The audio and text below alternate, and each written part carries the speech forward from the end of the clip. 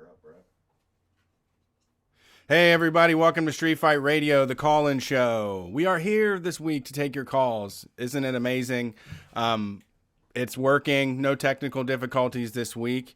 And we've got a special guest in the studio. It's a full packed house down here. It's Cinco de Mayo, and we're having tequila and dabs. So thanks for joining us on the live stream. You can always watch us every single Wednesday evening, every single Sunday evening on Facebook, Twitter, Twitch, and YouTube. We got the chat going strong.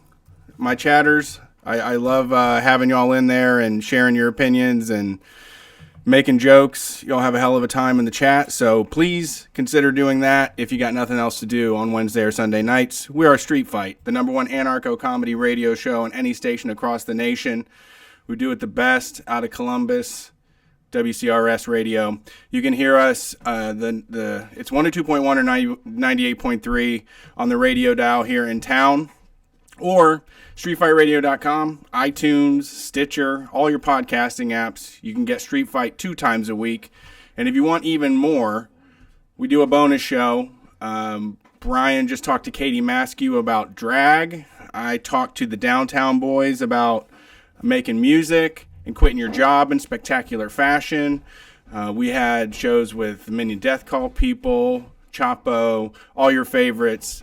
Please check out that bonus show. It's only $1 a month by going to patreon.com/StreetFightRadio. For $1 a month, you get that extra bonus audio. My name is Brett. This is Brian. Hey. Third cam today. We got one of our good friends, been part of Street Fight for a long time now. Came with us to the DC inauguration. It's Marvin. Hello, everybody. How are you doing? You know him as Zupsels on Twitter. He is also an expert in the crystal alignment science and is going to be sharing some of that expertise tonight. Yes. Yeah, it's nice.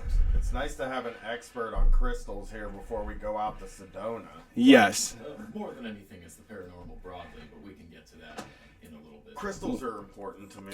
Well, That's my life. I think of it like a base tan where I want to build up a good amount of crystal energy so I don't get like my aura singed when I head out to the beautiful plateaus of Sedona. Exactly. And what I have for you tonight is a nice way to ease your way into that energy. Perfect. That's really good starter crystals, frankly, for you.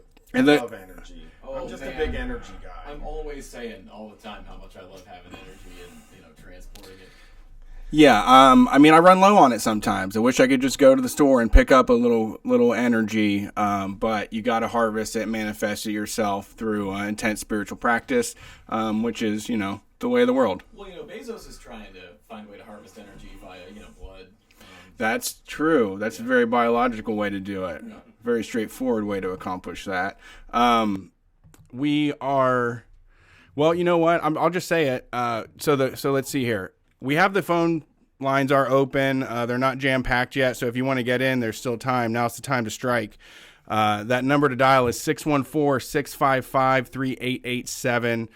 You can call and talk to us. What are we talking about tonight? Drinking at work? We didn't get to drink at work. We didn't talk about drinking and drugging at work. I guess let me just say, drinking is the one I'm most in on because it's the hardest to hide. Yes. Everything else, people do drugs all day at work. True. Drinking is like a 1950s thing that I don't even believe happened back then. So if you drank at work, we'd love to hear a story about drinking at work, or if you can get away with it. You can be anonymous. We'll just call your boss when we're done and let him know what's going on. And I did want to announce, this was an idea cooked up by some Philadelphia listeners, the Gay Raffy on Instagram, and their partner Pachui. But for Gay Raffy and the Gay Raffy? The #1 Gay Raffy. Right. One of my favorite Instagram follows, seriously. Okay. I talk to him all the time. They cooked up the idea to do a show that we are going to do on Mother's Day, next Sunday, the call-in show. It's the ABCD call-in show, which means anyone but cis dudes. Nice. So if you call in, you're going to get flushed down the toilet next week, next Sunday, May 12th. We need all of our non-cishet males to call in, talk to us about life, let us know what's up. Too. Y'all gotta call. You can't leave us hanging. Yeah, don't embarrass us. Don't make us look like we don't have any, like we're just got neck beards as our only I'll listeners. get a reminder in my phone. That was. Next Sunday, Mother's Day. Before we ease into this call-in show, me and Brett are going on tour. Thank you. Street Fight Bet on Red tour. I'm calling it the Vegas tour because it's Vegas. I know, but the other cities, you don't want to be like, hey, we're like really stoked about Vegas, and we could stop in your shitty little town. That's true. So on May 19th, we'll be at the High Dive in Denver. On May 22nd, we'll be at Rips in Phoenix. We got Mishka Shubaly opening for us. In Albuquerque, we're going to be at the Comedy Vault on May 21st, and on May 26th in Vegas, we'll be at the Dive. Me and Brett will also be at Double or Nothing. So if you're a wrestling fan and you're going to be in Vegas for Double or Nothing, please come and say hi to us. And that's the plug-in I'm going to do right now. How's your weekend? I had a wild weekend. Yeah? A lot. What'd you do? I had nieces over and a new one. Like, so it was new niece? New niece, yes. It was one of those you got to take them all type thing. So, lots of kids this weekend. I had fun. I love skating. I'm so glad that you came out skating. You know, so many grown people will not go roller skating, and it's something that it was $5 to do, wasn't it? $15 for my whole family. It's really funny that you bring this up because one of my good friends, somebody I used to date a million years ago, she's been like roller skating a lot in the past like 6 months, and I was like, is this like coming back? Is this a thing again? And like, yeah, a couple weeks ago I asked some other friends if you noticed this trend or whatever, and yeah, apparently it is coming back or something. Apparently a lot of people are doing it, and I don't know where this came from out of nowhere. Is it like some kind of weird like 90s nostalgia thing? Or well, I would say roller derby is kicking up. I've seen a lot of more people doing roller derby, which rules. I suggest if you can go to roller derby in your town, you do. It's a really fun time. But for this, really, it was pretty dead. I mean, I think roller skating rinks might eventually be, I don't know. Yeah, I mean, they're like bowling alleys. It's just, I don't know why people don't do it. It's such a simple thing to do. That's what I did Friday. I went bowling Friday night. Right. Unlimited bowling. Nice. For $18. You wear yourself out? I only bowled 5 games because I had my that's a lot of games. Yeah, Oh my god. 2 people, 5 games. 5 games is like of bowling is like, man, if you spent $18 for 5 games, you got your money's worth out of bowling. Yeah, you beat it out of it. And I lost the first 2, which was a real bummer when you're playing a 14-year-old girl. I mean, I don't mean to be sexist or misogynist or whatever. But no, you don't? I didn't love losing to my daughter. She's not old enough. I think it's more of a parental dynamic. She's not old enough. She's not coordinated enough. And she's just not smart enough and doesn't care enough that she should be beating me yet. I see, but that sounds all like opinion, and it doesn't. What is the real deal is that you got to go practice on the weekends by yourself so that she does not beat you ever. Just too young to fucking beat me yet, man. It's like if I was beating my dad up at her age, that's a tragedy in a family. If a 14-year-old is beating an adult, the father, the patriarch of the home, it kicks ass. It's wrong, and it shouldn't happen, and it's not her fault. It's my fault. I failed. But I did. I won the last 3 games by a hefty margin. Yeah. So, What were your scores? How'd you do? Oh, God. I don't want to. 111 was my highest. That's fine. My highest ever was 139. Yeah. Whoa. Yeah. I suck, dude. I'm fucking real bad at bowling. But I love doing it. It's fun. It's a good game. A strike is a fucking, real, thing. A strike feels so fucking good. Oh, yeah. In bowling. There's not a lot of sports feelings.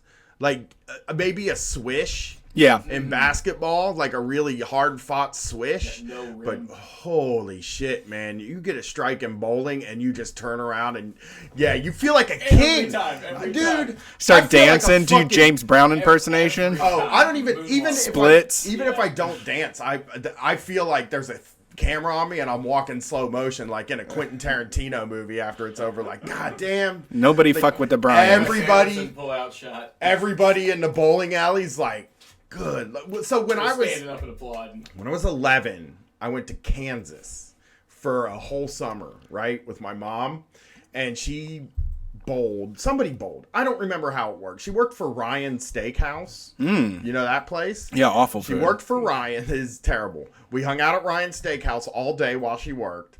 But then her work, she had a work team for bowling, right? So one night, well, we would go there every week, and in this one night, somebody on her team is fucking up to like the 9th frame and has all strikes. And that whole fucking bowling alley just stopped bowling and was like gathered around this dude. And I remember like standing next to this guy that worked, this waiter at fucking Ryan's Steakhouse, and I'm standing next to this guy and I'm feeling like shine come off of him. Like famous guy shine coming off of him, and just the whole thing. He missed on one of the last 3 in the 10th frame.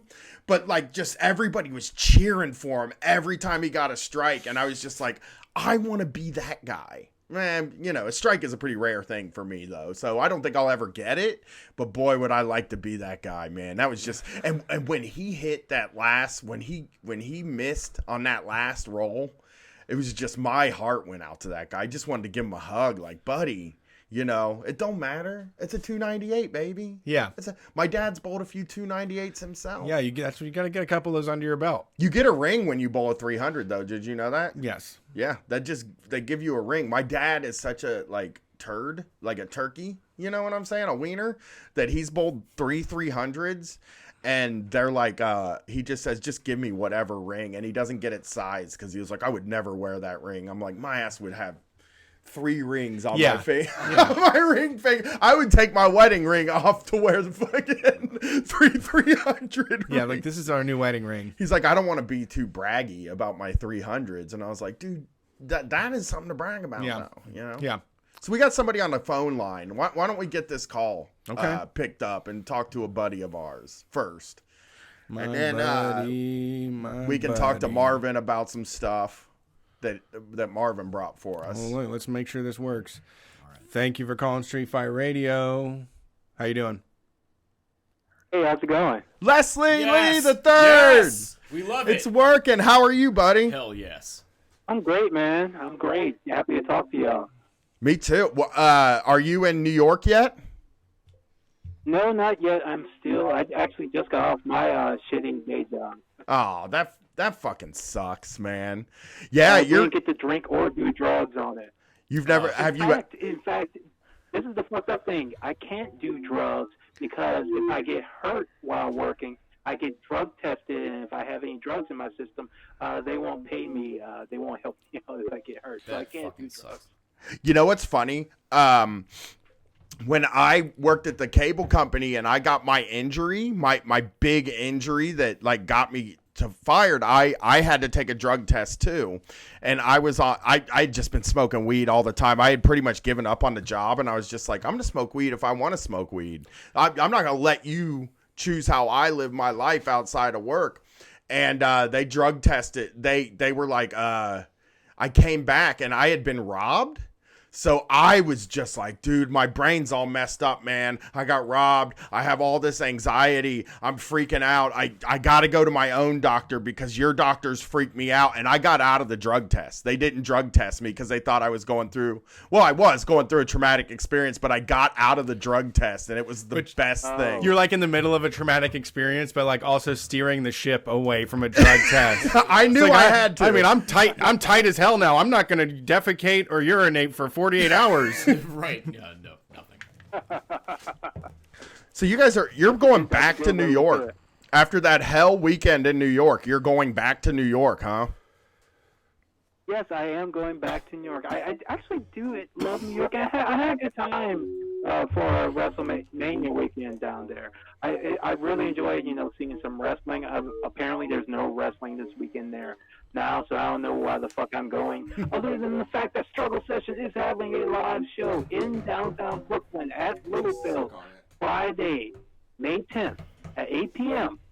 with Katie Halper, Matt Taibbi, Jamie Peck, Jake Flores, Jack Allison, all the whole crew's going to be there. And everybody should come out because it's only $10. Yeah, Littlefield's a great venue.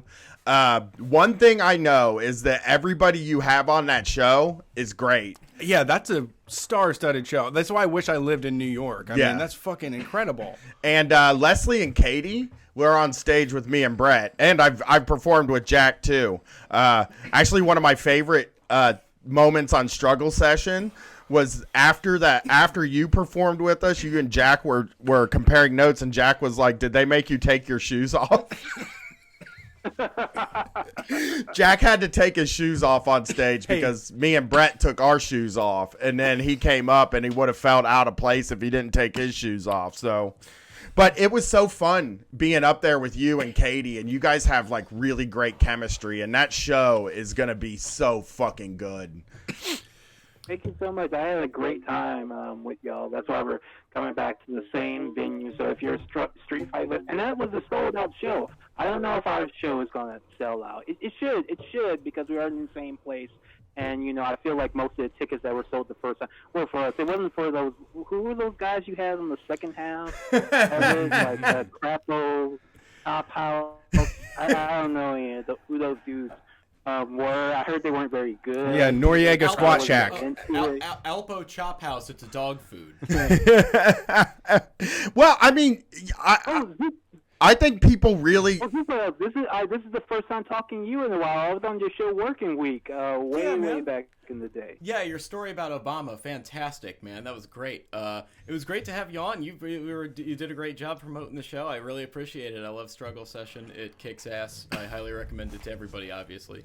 I love Struggle Session too. Yeah, I think that's what's so fun too, was like doing the show when we bring other people up. Like when me and Brian are on fire and like I'm in the zone, that's one thing, but when just to sit back and like watch your mouth moving and watch you saying something. I have no idea what you're going to say, Leslie. Like we didn't plan this out.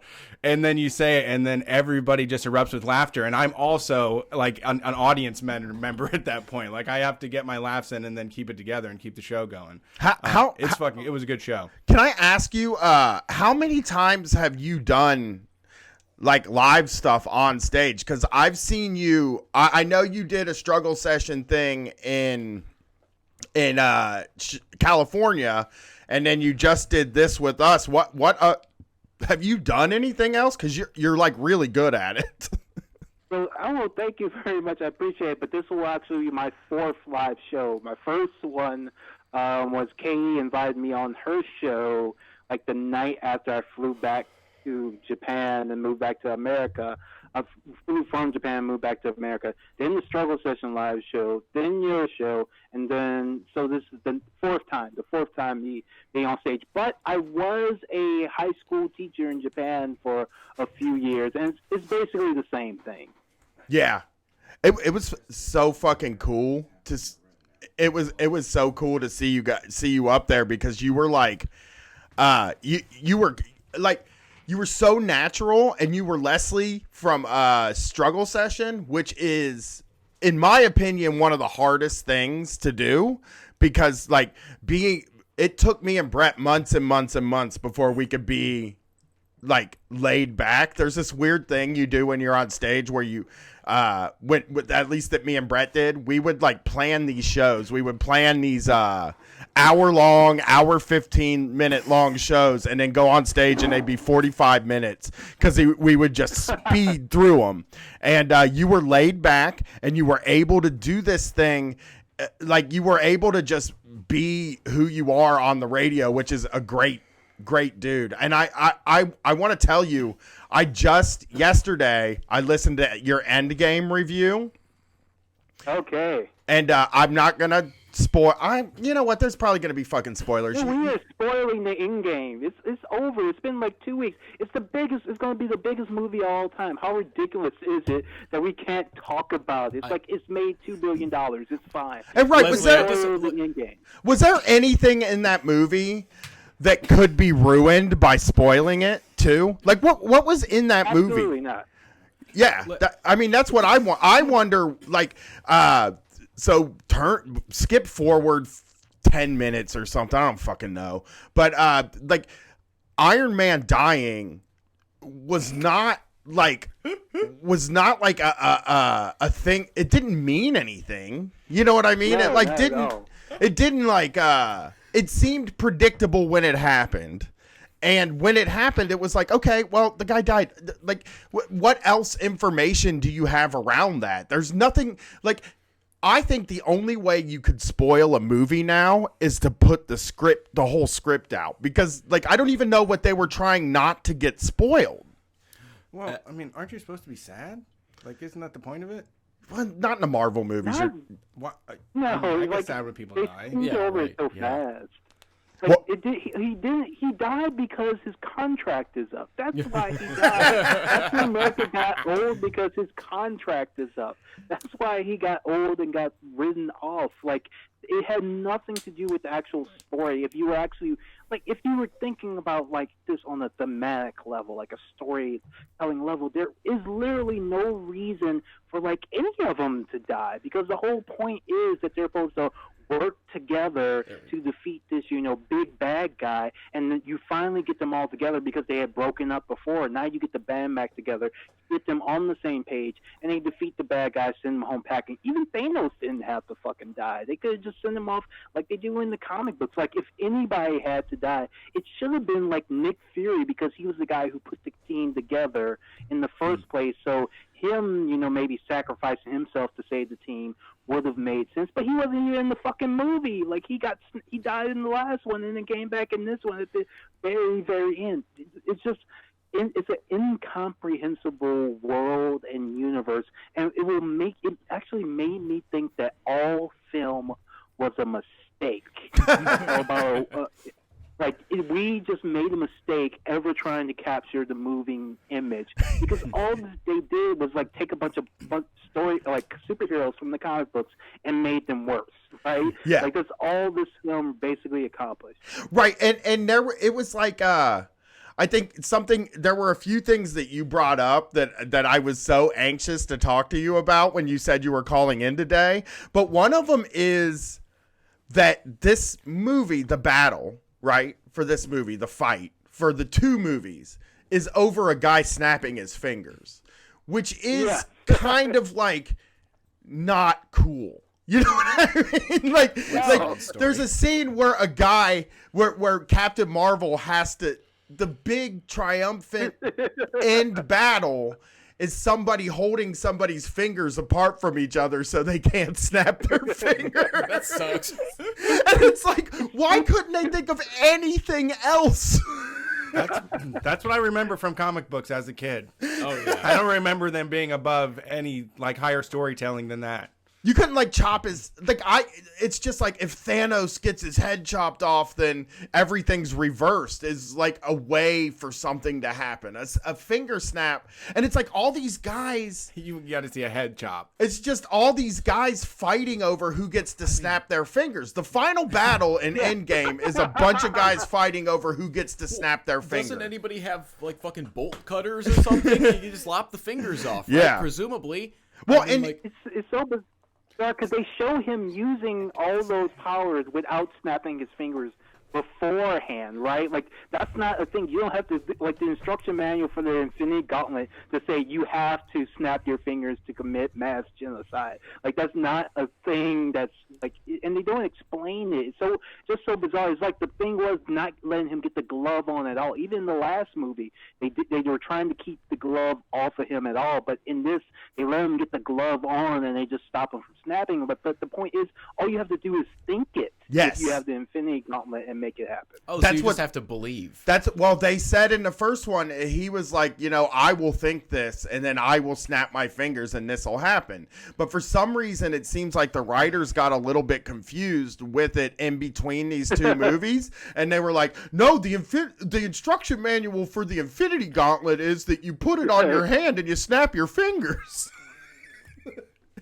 But it was a fun, like, there was a lot of fun stuff. I thought you and Jack were hard on the time travel thing because I'm a wrestling fan, and something in wrestling that doesn't happen enough, it doesn't happen at all now, is paying you back for consuming a shitload of it.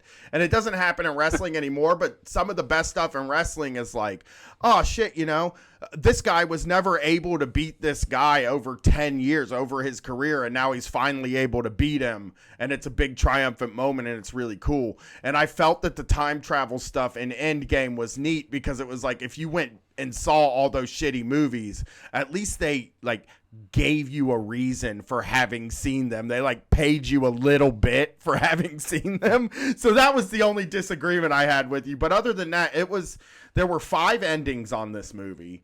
And the main thing you're thinking before you go, if you release a movie, right, and the only thing people are talking about is like their plans on how they're going to pee before they go see the movie, I would consider that unsuccessful promotion of a movie. Yeah, like people, like it just felt so obligatory. It felt like an obligation. People are going to see it just because they have to. They have to get through the end. Like even the deaths, like we just have, like they were just checking off the boxes. All right, we have to have a couple people die because this is the last one. Scarlet Witch and Iron Man, like they just drew him out of the hat. Like so much of it felt like it didn't need to be like 3 fucking hours long. Like holy shit, I didn't need to see like the Guardians of the Galaxy come back and have like quips and moments and all this shit, because it's not, the title of the movie is not Guardians of the Galaxy, it's Avengers. Like they didn't understand that they should have just focused on the main characters and let all the other people like be in the fucking background and shit. Like I didn't need to like have the Wakandans to have their moment. Like they weren't that interesting in Black Panther. They're even less interesting now. It's Ken Burns Avengers. Yeah. I guess what I want to ask you before I stop boring Brett with comic book movie talk is, do you think this is the beginning of the downward slope for the Marvel universe? Do you think that after I wonder if after this movie there are a certain amount of people who saw seeing all these movies as almost jury duty, who are like, I caught the end, now's the time to jump off, and here comes like the lower hype in ticket prices or ticket buys. You know, I think there'll be a lull, but they'll be able to bring it all back as soon as they bring Wolverine back into the fold. Like when they get their new, because at the end of the day, like all these characters are like the B tier Marvel characters, like except for Spider-Man. Like all of this is the B team. Like no one gave a shit about like Thor and Iron Man. Like even the Hulk kind of is kind of a top tier guy, but like it's the X-Men. Marvel's top characters are the X-Men. They'll be able to bring them back in a couple of years. Probably it'll take a couple of times to develop it, and then it might go back on the upswing again. It's terrifying to me how much money a film called Avengers versus X-Men might make. Yeah. Ooh. I think you are underestimating something here, and that is that so my wife and daughter are even less like inclined to watch a comic book movie than I am, but I think Black Panther to them is bigger than Batman now. Like, I think, like, my daughter freaks out about Black Panther and, like, shrieked when he showed up on the screen and is amped about Black Panther, too. So part of me thinks they did create new guys, new superheroes that people care about. I think that they took a step back with Captain Marvel because, I mean, just from even looking at my kid, she thinks she sucks. But, nice. my daughter loves her. Yeah. She like runs to all the displays that have her in it and like points her out. But I think sometimes we overestimate people in the way that it's like they will just like anything that is supposed to be popular. You know what I mean? Kind of on that tip, I actually had a question for you because your takes are immaculate, and even when they're confounding, they're expressed really eloquently. You always have a perfect explanation for them. So I wanted your take on this because I'm sure you probably have at least some. Detective Pikachu, what are you thinking about that? I try not to. I did say like at least like. So, like, I was comparing it to the Sonic movie and how bizarre what a bizarre throwback that is, because the Sonic movie Freakish. is like, instead of like doing like a Sonic animated movie with all Sonic's friends and shit, they're just dropping him into the real world. At least with Detective Pikachu, Pokemon already takes place in the real world. There are Right. already humans in Pokemon's world, so that's kind of built in. It still looks like dog shit and ridiculous and something that, like, I don't know, it's bizarre. I don't know what it's for, but it's still like, I don't know. It seems very different than the Sonic movie, where it's like the Sonic movie feels like it was come up with like a 70-year-old executive whose grandson plays Sonic, and Yeah, they just 100%. paid like $50 million for the rights, and they're just shoving it out there. Detective Pikachu, they at least had like a concept, an idea, and it's not called Pokemon, it's called Detective Pikachu. Right. They kind of thought about this a little bit more. I still will never ever watch this movie, but I will say at least it's better than the Sonic. What's weird, at least, I think that's the thing that, like, if you look at memes and stuff that teens are into, if you spend any time on TikTok, the movies that they're making now, like, almost have to be strange, because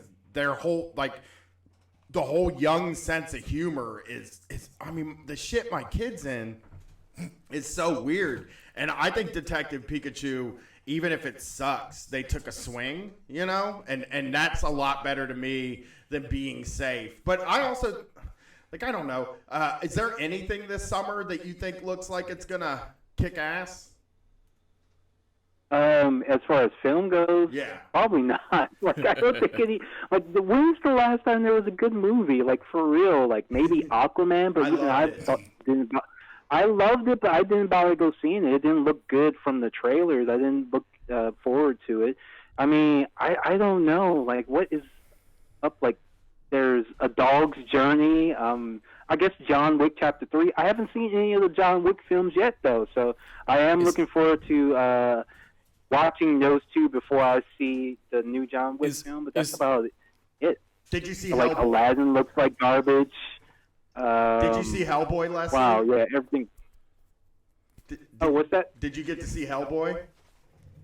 Hellboy? No, I didn't get to see it. Nobody Phil, saw it. Nobody saw it. Nobody yeah, can give yeah. me an I opinion. didn't even know there was one until you said it just Oh now. yeah, I'm stoked, but I just can't make time for it. Well, I mean, I think that Joker movie looks cool. Hell yeah. The Joker movie does look cool. It looks badass. I mean, the DC stuff to me is like, at least it's weird. At least they're doing something where the Marvel things are all starting to look the same, and that to me is that's the biggest kind of crime, I guess. Is if all the movies look the same and if all the movies are boring, then what is special? There's nothing special about any of them. So. That was my thing. I love the show, Leslie, and tell people where they can see you again. And you better fucking go if you're in New York. Yes, please. It's at Littlefield. We're in Brooklyn. You can get tickets at strugglesession.us. We have a link right there. Follow me on Twitter, Leslie Lee III. Friday, May 10th, 8 p.m. Be there. They're only $10, folks. Please come out. We'll have a good time. It'll be very funny, very fun, very informative. I promise you. I guarantee you that, or your money back. Nobody's funnier than Leslie. Is very funny, and everybody on that stage is going to be very funny. And Leslie, we are testing the waters this summer. We are going to go on the road with you and Jack sometime. Oh, hell yeah. Hell yes, we will. It's too much fun. You two are great. I love the show. I think it's been great lately. And thanks for calling into our show. And I'm probably going to be getting a hold of you to do a show with me soon.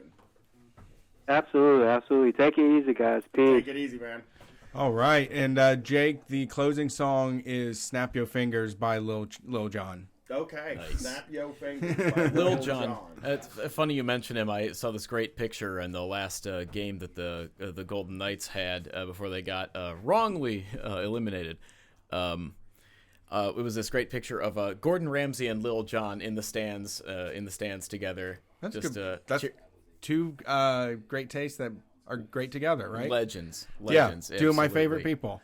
That's my number one shows are Gordon Ramsay shows, especially when that one where he's just shitting on that boss in front of everyone.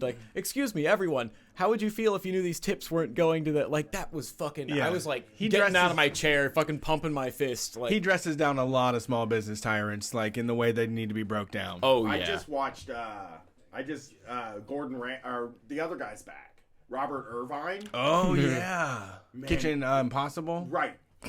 I watched him last night sit a 32-year-old woman down who had hired her boyfriend as the cook, and he couldn't cook. I mean, his pancakes, Stephen BC style pancakes, Woo. Some bad looking pancakes. Those are legendary. Legendarily bad pancakes. About 10 years ago online, the Canna barrister Stephen BC posted a picture of pancakes, and it was not a good idea. And so, these pancakes look bad, and he's like, this food sucks. Yeah. And he sits her down.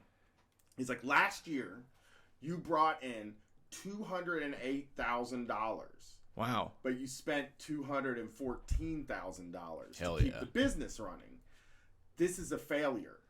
And she was like, well, I mean, I spent more than I made, but I wouldn't call it a failure. And he was like, no, you're a failure. You have failed. This is a failure. You do this to make money. And she was like, well, but the restaurant's good. And I'm doing what I can do. It's not my fault people don't come in there. And he's like, you're a failure. Just agree with me that you're a failure. And she goes, I'm a failure. Walks away. Okay. You know how they do the little talk into the camera scene? Yeah. She walks away. What I'm trying to get her to say here is just that she's a real donkey about shit. So she walks away and she's like, I can't agree with him that I'm a failure. And he fucking comes up running behind her. I heard you. Sticks his head in the thing. He's like, I can't work with you if you won't agree this is a failure. And I was just making a person. I understand what has to be done. And this is a very Brett Payne thing to be like, no, it's a fail. You're failing. Right. This is a failure. We're doing this is costing us money. We're going to have to get a job to pay to do this eventually. Yeah. He made her fire her boyfriend and all kinds of stuff. It was really sad. She was 32. She'd been working in restaurants for a few years, and she was just like, why don't I just own my own? And it's some people just don't get to own one. Yeah, you got to do a little bit more than a few years. Yeah. So why don't we, you want to take another call? Yeah. Let's take another call. See who's on the phone. We got good line here? I think so. All right. Thanks for calling Street Fight. Who are we talking to? Hey, can y'all hear me? Oh, perfectly. You sound great. Loud and clear. Okay, good. I was using the headphones. Didn't know if that worked. Yeah, this is Nathan from Florida. What's up, Nathan? How are you? How's it down in Florida? Is it hot yet? Hot enough for you? Oh yeah. I'm having a very, very southern night. I drove back from Nashville today, and I'm eating some of my mom's cornbread and drinking homemade muscadine wine. Ooh, wow. And getting eaten alive by mosquitoes. Oh, there you go. Yeah. That's what's up. Florida's fucking cool. What's going on tonight, Nathan? I just got a drinking on the job story. Hell yeah. If we're still doing that. We of are course. Forever. That's now a new. That's the parlance of the addition. times. Yeah. What? So. Yeah. I guess were you drinking at work, or are you drinking before work? At work. Because this came up. Let me tell you why this came up. I was having a conversation with a person very dear to my heart, and they were saying that maybe back in the day when we were before other shit had gone on in both of our lives, they maybe sometimes would have a White Russian before work in the morning. Have two of them and just be like, I'm just trying to go in and be loose as like chocolate milk. I'm going to go to fucking work. And no idea Right. that this was going on. Where did they work at? In an office. So okay. I was just kind of shocked. This isn't. Yeah, I just don't wake up and ever just want to drink first thing in the morning. It's just never never happened to me. I mean, I think it's a kind of a curse because sometimes when I do really good on the show, it's because I've drank a lot, and then it's like, gee, and everybody's like, we love it when you're like that. It's like, well, I guess I'll keep drinking this cancer poison. Oh yeah, that happens at night. I mean, I'm a performer too, and it can definitely be an asset. But like sometimes. During the day when I did phone jobs and stuff, I definitely would drink to loosen up, just because it's like, for some reason, it's like, when I have my sober mind, I can just sit and look and be like, fuck, I'm here for 8 hours chained to this desk. But if I'm a little loose, I'm just like, hey, what are you doing? Oh, you're interested in my product? Oh, let me tell you about it. Like, I'm just like, I'm literally partying. Mm-hmm. Talking about talking about phone jobs, I worked for this with a couple of friends of mine. For about 2 or 3 years at this place that was a survey place that did like the Ford customer surveys, but also like heavily like right-wing political surveys. And that was a thing that just drove people insane. So a lot of the people there were like very stoned at the very least. Yeah. Most of the time, or coming down from something usually. And someone who may or may not have been me years ago, and a friend who may or may not have been my friend, we would have this little gallon Ziploc bag of, you're familiar with Muddy Buddies or whatever you might call them? The Chex that have the like powdered sugar and the peanut butter, whatever you might call those. Are you familiar with this? Yeah. Those, but all made with weed peanut butter. Oh, yeah. And so we just would handfuls at a time and, ask people if they were somewhat more likely, much more likely, much less likely, to vote for some candidate that we were just slandering up and down. Yeah, I had a sales job, and I was not smoking weed during the job.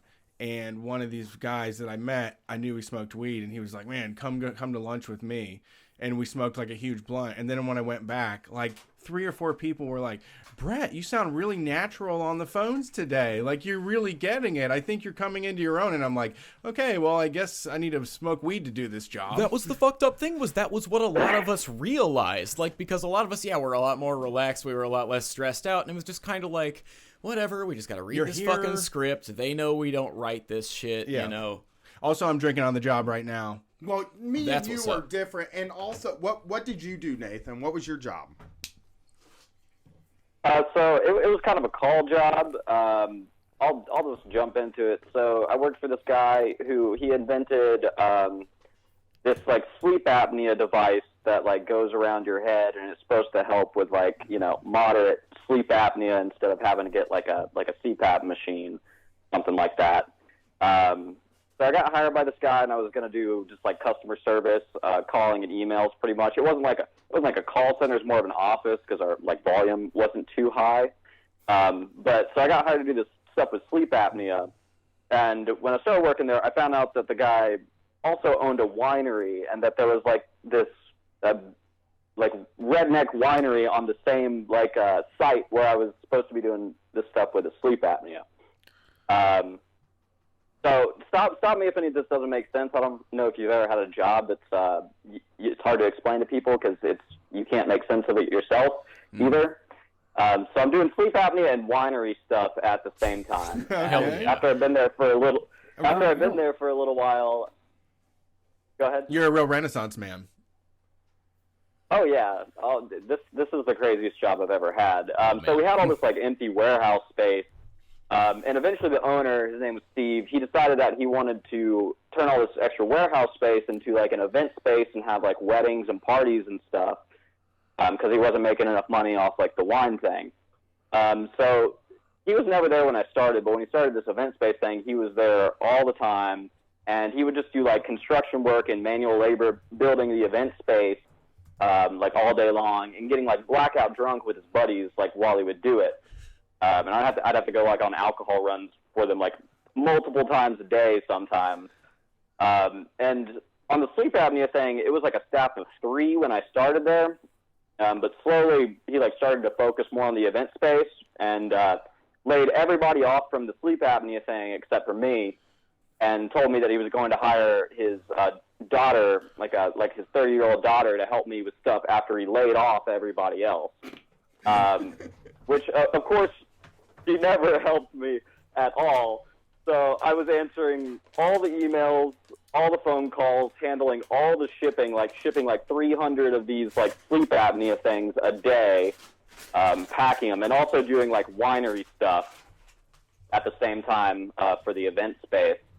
And so it was a very pro drinking at workplace, and the boss would like constantly pressure me to take tequila shots, like in the middle of the day. Like I was lame if I didn't. Wow. So we would get pretty drunk sometimes, but I would have to like babysit 5 days a week. And yeah. So he's just like a super high functioning alcoholic that runs from scam to scam and is loaded the whole time. The highest functioning I have ever seen. So this guy, allegedly how he first made his money is he invented the first restaurant standard frozen hush puppy.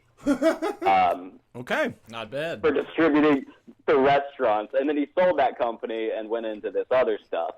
We're just like so raging I was drunk on like over- 5-day benders doing like brainstorming sessions for new patents and shit. Yeah, no, just Coronas and hush puppies was like his diet, essentially. So I would pull like 12 or 14-hour days. Like I do my office stuff at the desk job, and then sometimes I would like bartend at the event space because, you know, it was like really easy money, even though I was like pulling like a 14-hour day. It's like I would like be making $14 an hour, $40 40 hours a week, and then plus bartending on top of that.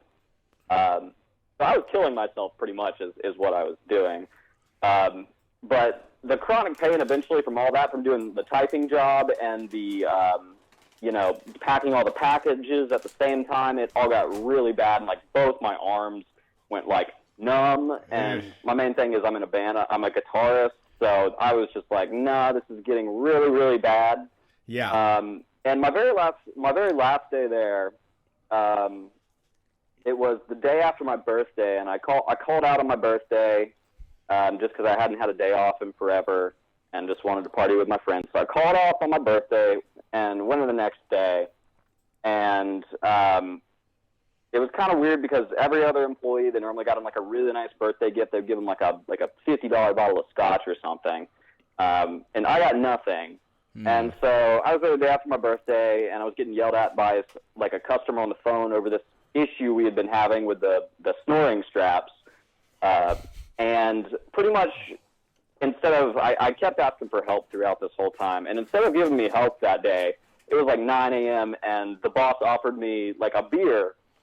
You know, he's like, oh, you're having a tough day. It's like 9 a.m. Like, you can drink at your desk if you want to, Christ. which it was an alcoholic place. I could drink at my desk anytime I wanted to. Right. And, He's like, well, just know that's one of the services we provide. We're one of the cool companies. Can I ask Right. you? Can I ask you if you had health insurance by any chance? I did not. Right. And that's part of the reason I got out of there. Can I ask you? So, and then Can I ask you, Yeah. did he list getting shit hammered at work as one of the benefits on the job application?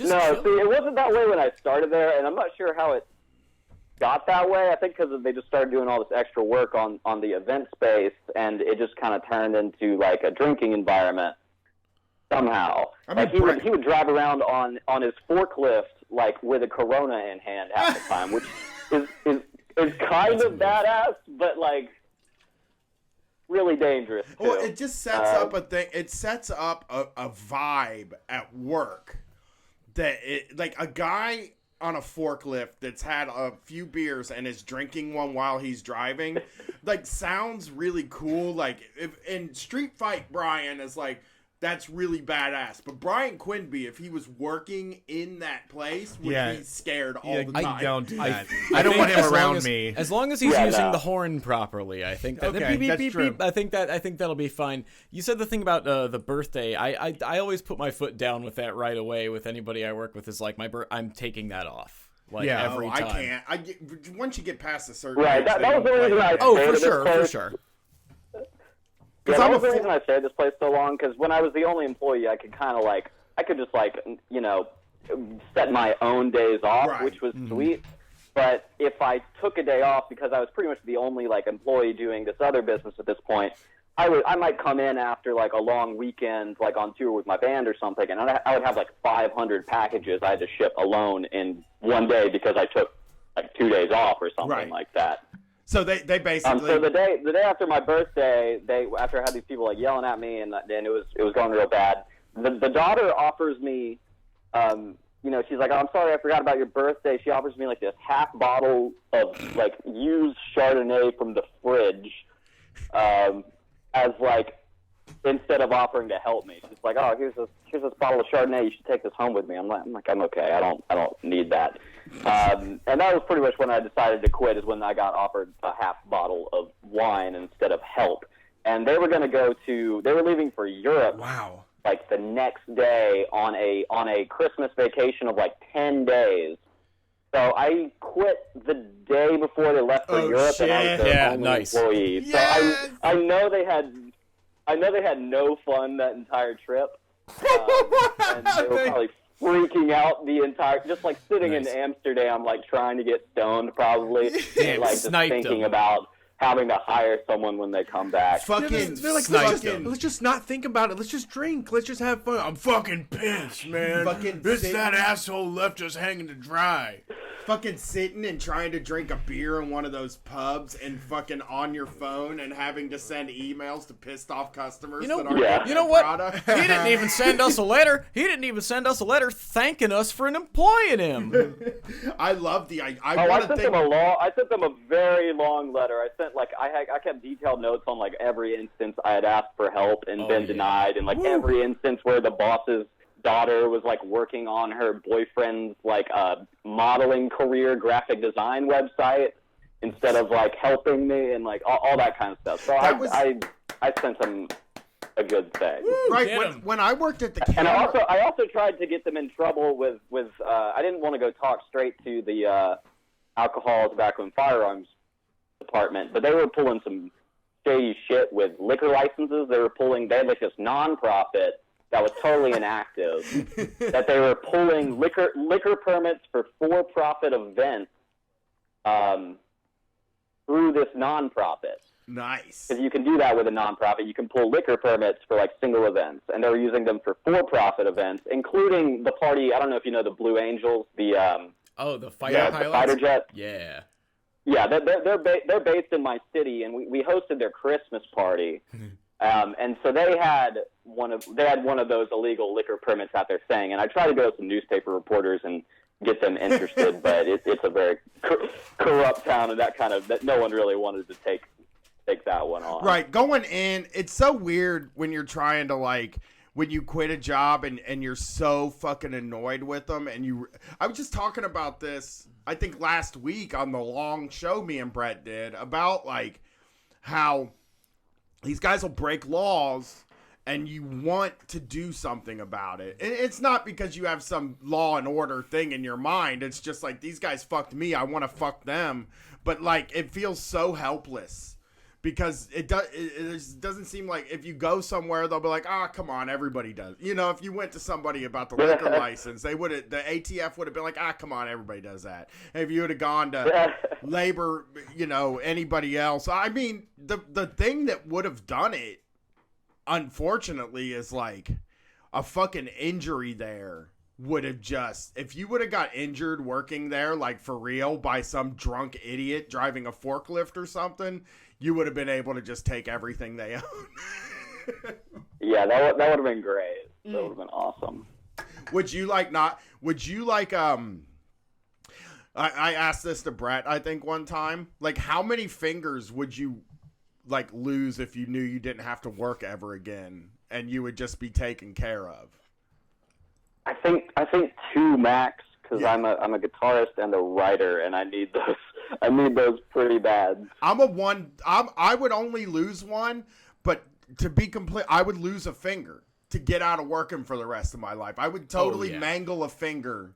And Brett has said on the show he considered it one time and couldn't do it. Yeah, at one point we had these metal shelving, and I was convinced. Like intentionally, like. Yeah, I just convinced myself. I was like, if I could just snap my finger right now, I will survive it. People have done it throughout centuries.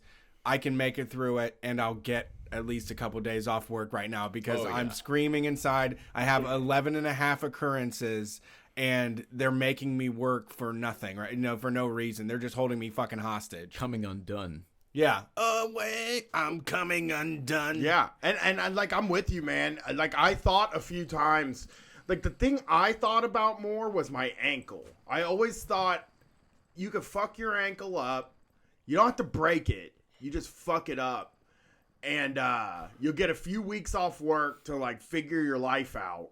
And because like that's really what it's about, right? Getting injured at work on purpose is really more about like getting a little bit of time to breathe and figure your life out. Yeah, It's not about a couple sofa days and sitting around on fucking pain pills on a sofa watching fucking TV and figuring out what you're gonna do next, or like figuring out what would make you happy. Is like that's the main thing about that. That's the only good thing about injury. So. But man, that's really cool. It sucks that they were assholes. It's like so weird to think of being in a building that is zoned for business and sitting in a cubicle and drinking. To me, it feels like something that just never happens. It was the weirdest thing that ever happened to me, because it wasn't even like that when I first got there. You know, I don't know what I would have done if it was like that when I first got there. It was just kind of like a slow thing, so I just rolled with it for a while. Man, I'll tell you what, if it had been like that, if I had gone to a place that was like that when I first got there, I probably would have, been bragging to Brett about how cool it is that I work at this place where everybody's getting drunk. I would have been texting to Brett, dude, I just went to this place to get a job and everybody there is drunk and it's fucking awesome. But in the end, dude, it's like Brett said, and it's like you said, it's a high functioning alcoholic, but it's an alcoholic anyway. And it's like having somebody that's drunk as your boss is like the rodeo, basically. It's like riding a bull. Yeah, it's better to be super drunk to put up with it. No, absolutely. Like it's like I've just been like, now that we do Street Fight Live, and we hit the road, like me and Brett both after every show have really drunk people hanging all over us and stuff, and it's like, goodness gracious, how is this? Because I don't drink, but like Brett drinks so he can get in the zone, but like I'm just kind of standing there like, how am I supposed to fucking deal with this? Like what is this? So I think you're like the troops for handling that for so long. Absolutely. Thank you for your service. Thanks for calling, Nathan. I appreciate it. That was really fun. No problem. Can I plug a few things real quick? Yeah, go for it. Yeah, so I've got a band. I'm going on tour in like 2 weeks. I also read a zine called NASCAR Noir, and I'm going to be at Chattanooga Zine Fest in Tennessee on the 18th, nice. And then on the 19th, I'll be in Mobile, Alabama, Pensacola, Florida on the 21st of May, Tallahassee, Florida on the 22nd, and St. Augustine on the 23rd. This is just like a solo tour for my band, so it's kind of lonely out there just playing music by yourself. So if there's any listeners in any of those places, I'd love to meet up with some of y'all. Right on, and we'll try to get down to Florida and meet up with you sometime this year. Yeah, send me an email. Yeah, please do. That would be rad. streetfightradio@gmail.com. I want to check out your zines because we need bonus zines for the Patreon. Oh yeah, that would be dope.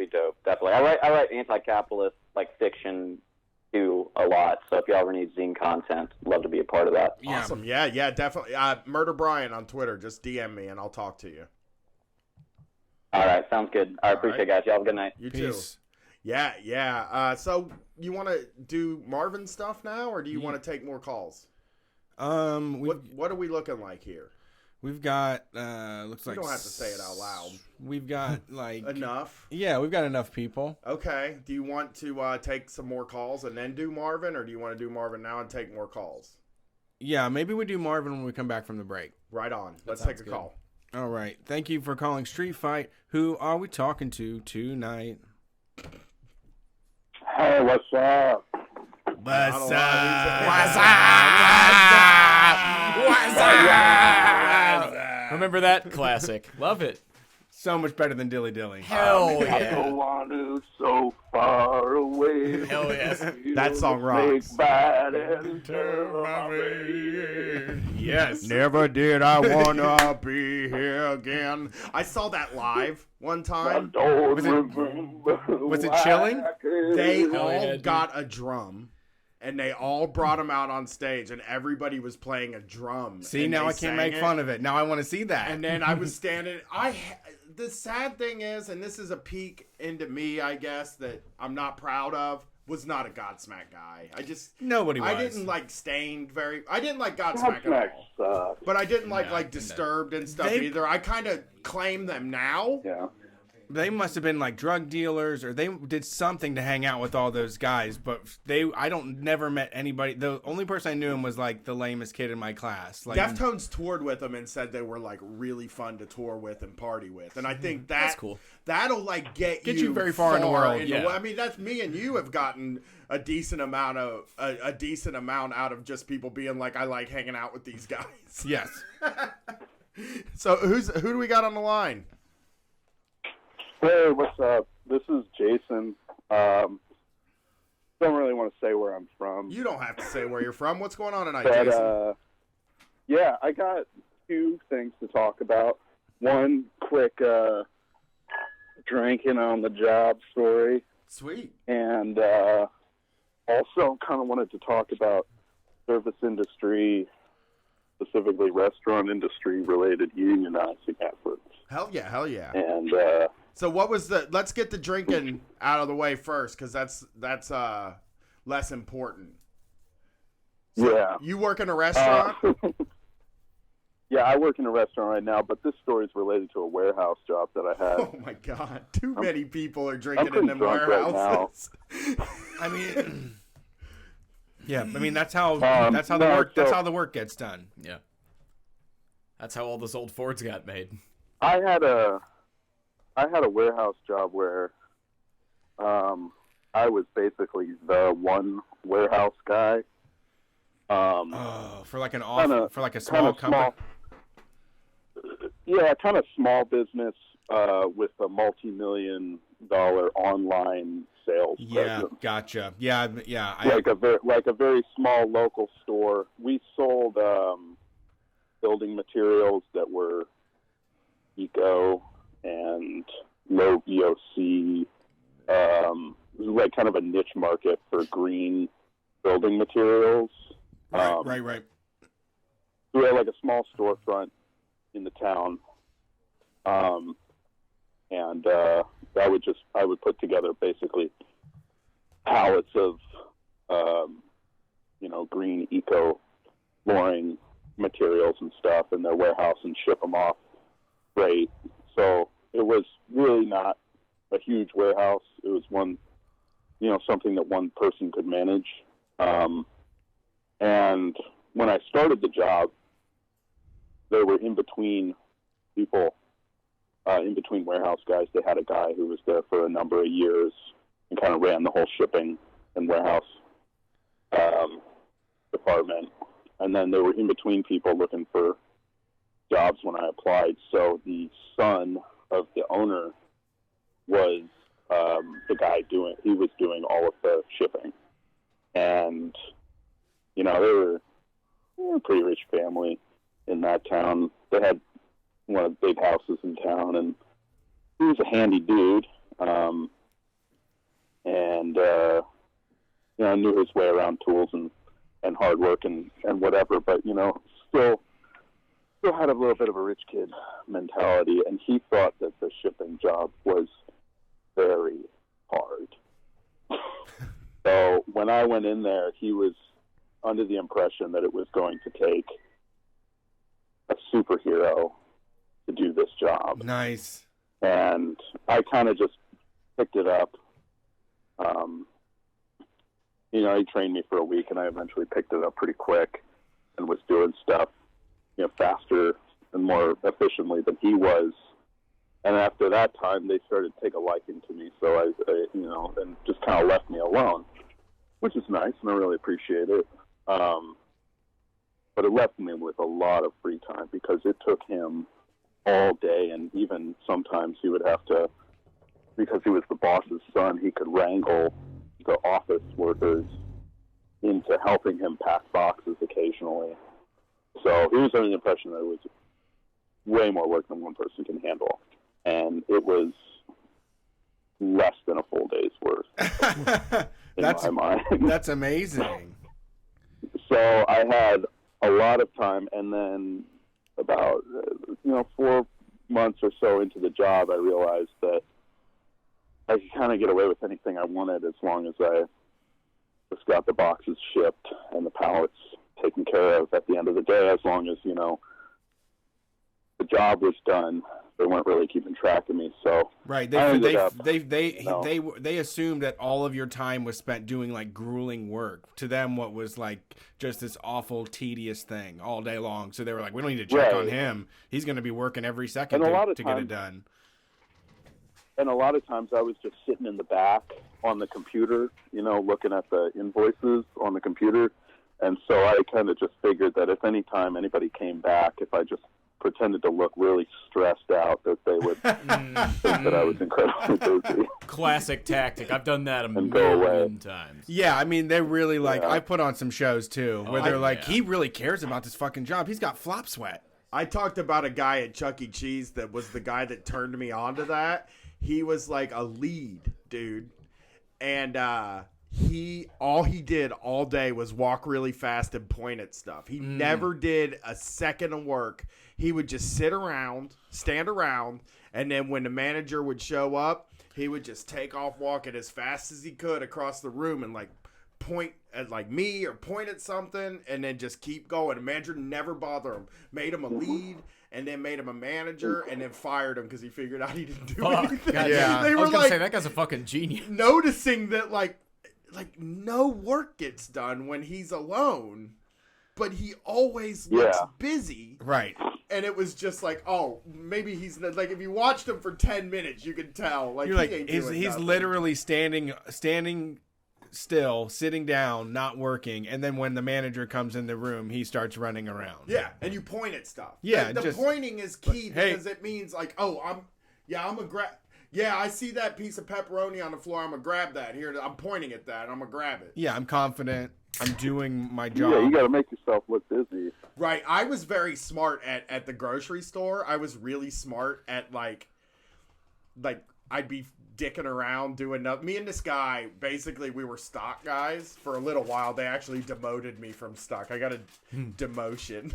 But me and this guy were stock guys, and he was a martial artist. He had was it to the point where he'd tried out for the Power Rangers. Hell yeah. And There we I go. used to tell this guy all the time, like, I'd fuck you up if we got in a fight. Like, I was just like, me and him would go at it all day, just friendly. But we would try to sneak up on each other and like get you in your head. So it'd be like, I could have just snapped your neck right there. Yeah. And that's all we did. And I would be sneaking. And this is 8-hour shifts of just me and this guy grab assing around this whole grocery store. And then if a boss ever looked at me, you would just grab, like if there was something on the floor, you pick it up and you're like, oh man, I found this on the floor. There's stuff just laying all over the floor. I'm going to go around and clean the store up real quick. Because my favorite job at Kroger was sweeping. They would have you sweep. Oh, it's so fun. And So they're like- so relaxing. It's like I love methodical. sweeping. They're like, sweep the whole store. It's like a And the mop is really wide Yeah. and long, and all you And- have to do is just push it, and you just No. walk around pushing. and it has dirt that around the wonderful store. joint on it where it just like you can flow with it. It feels like you're skating. It just like you can become one with the dust mop. Did y'all ever Rocks. have that thing, the mop for the aisles that was like kind of the motorized thing you could Yeah. kind of pilot? That was sick. I've never driven that. I never got to do the That's a floor nighttime buffer. thing. Yeah. That's for Overnight Kmart. Love- The Motherfuckers that can work store, the overnight. grocery Zamboni sort No, of. I would just dust mop for hours, listen to propaganda and just zone out. yeah. So you wanted to talk about unionizing restaurants? Yeah. Oh, real quick, I just wanted to chime in on that. Necessarily, that dialogue. Even my current job, my number one thing is one of my co-employees and I are friends, so we kind of have a understanding together of how shit gets done, and we have our own little terminology. And you're either doing sucker man work or you're whiz-zerking. And you could probably guess what whiz-zerking is, For sure. which is just basically standing around, you know, not doing shit, looking at your phone when the boss isn't there. And sucker man work is when you're working way too hard, you know, and trying to get ahead when you know you're not going to fucking get ahead and you're a sucker. Yeah. Well, yeah. Whiz-zerking and sucker man work. Those are good. The key to whiz-zerking is you've got to have a task on deck that you're ready to slide right into, and you can be standing around, and then as soon as you see, like, maybe hear the boss stepping around the corner, it's like, oh, all right, now I'm wiping down this counter, and I've been just been busy this whole time. Yeah, we're swamped. Like, I don't know, I've just been cleaning shit like crazy. Yeah. Yeah, you nailed it. But as long as you have a task lined up like that, or, you know, like a piece of pepperoni or a pickle you can pick up off the floor as soon as the boss comes around the corner, and you're gold. Yeah. What you don't want to be is caught with your pants around your ankles looking at your phone and not have anything that you know what you're going to do next. Yeah, it's a big mistake. I know that the thing we want to do, we want to look at our phones. That's what you want to do. But sometimes when you're at work, it's like more about doing what you would rather do than what you would want to do, you know? Because, Exactly. yeah, of course I got caught so many times at the camera store. They would be like, Brian, I need you to go organize these shelves in the warehouse area. And I would just be in there, and you wouldn't see anybody for hours. You'd be in there just, you know, organizing shit, cleaning stuff up. You wouldn't see anybody for hours. So sometimes I would just sit down and look at my phone. And it seemed like every time I did that, that was when the manager walked by and just be like, are you just sitting here looking at your phone? And you're like, oh, no, I real quick, somebody, my daughter texted me. You know? Yeah. Yep, and you're fucked. Yeah. Yeah, I'm with you. I absolutely. And I usually, you know, because it takes 15 minutes to wipe the tables down. It takes 15 minutes to do the floor. If you can just jump into and get it done while the manager is watching you do it, as soon as they leave, you go back to whiz-zerking. But I always front load at my jobs too. For 3 months, I will work like every hour of the day just so that it pays off later where I don't have to work at all. And they just assume I'm a hard worker, you know? Oh, yeah. Getting all that out of the way in the morning. Well, just let me wrap up the drinking on the job story, and then I want to get into the meat of the deal. So I was at this warehouse, and after they figured out that you know, I was good to go and they didn't have to bother me too much, I realized that I could take about a 2.5-hour lunch on the clock. Ooh. Oh, that's beautiful. Oh my God. That is I lived in a oh, you just feel like you're lived in a swimming small through the air town. like it's free. And they had a van, so their warehouse was not on site. It was on the other side of town. And it's kind of a small town, maybe a 10-minute drive to the warehouse. So in the morning, I would do all of the freight shipments. And that's when I would, you know, work hard like a sucker man and, like, get everything all wrapped up and, you know, meet the day's shipments of the pallets that needed to get wrapped and shipped out. And then I'd just be in their van, and it's time to go to lunch. So I'd pop over to the office, you know, say hey to everybody, you know, so they know that I'm still there. And then I get back in the van, go home, hang out with my girlfriend, make lunch, have a few drinks, watch some TV.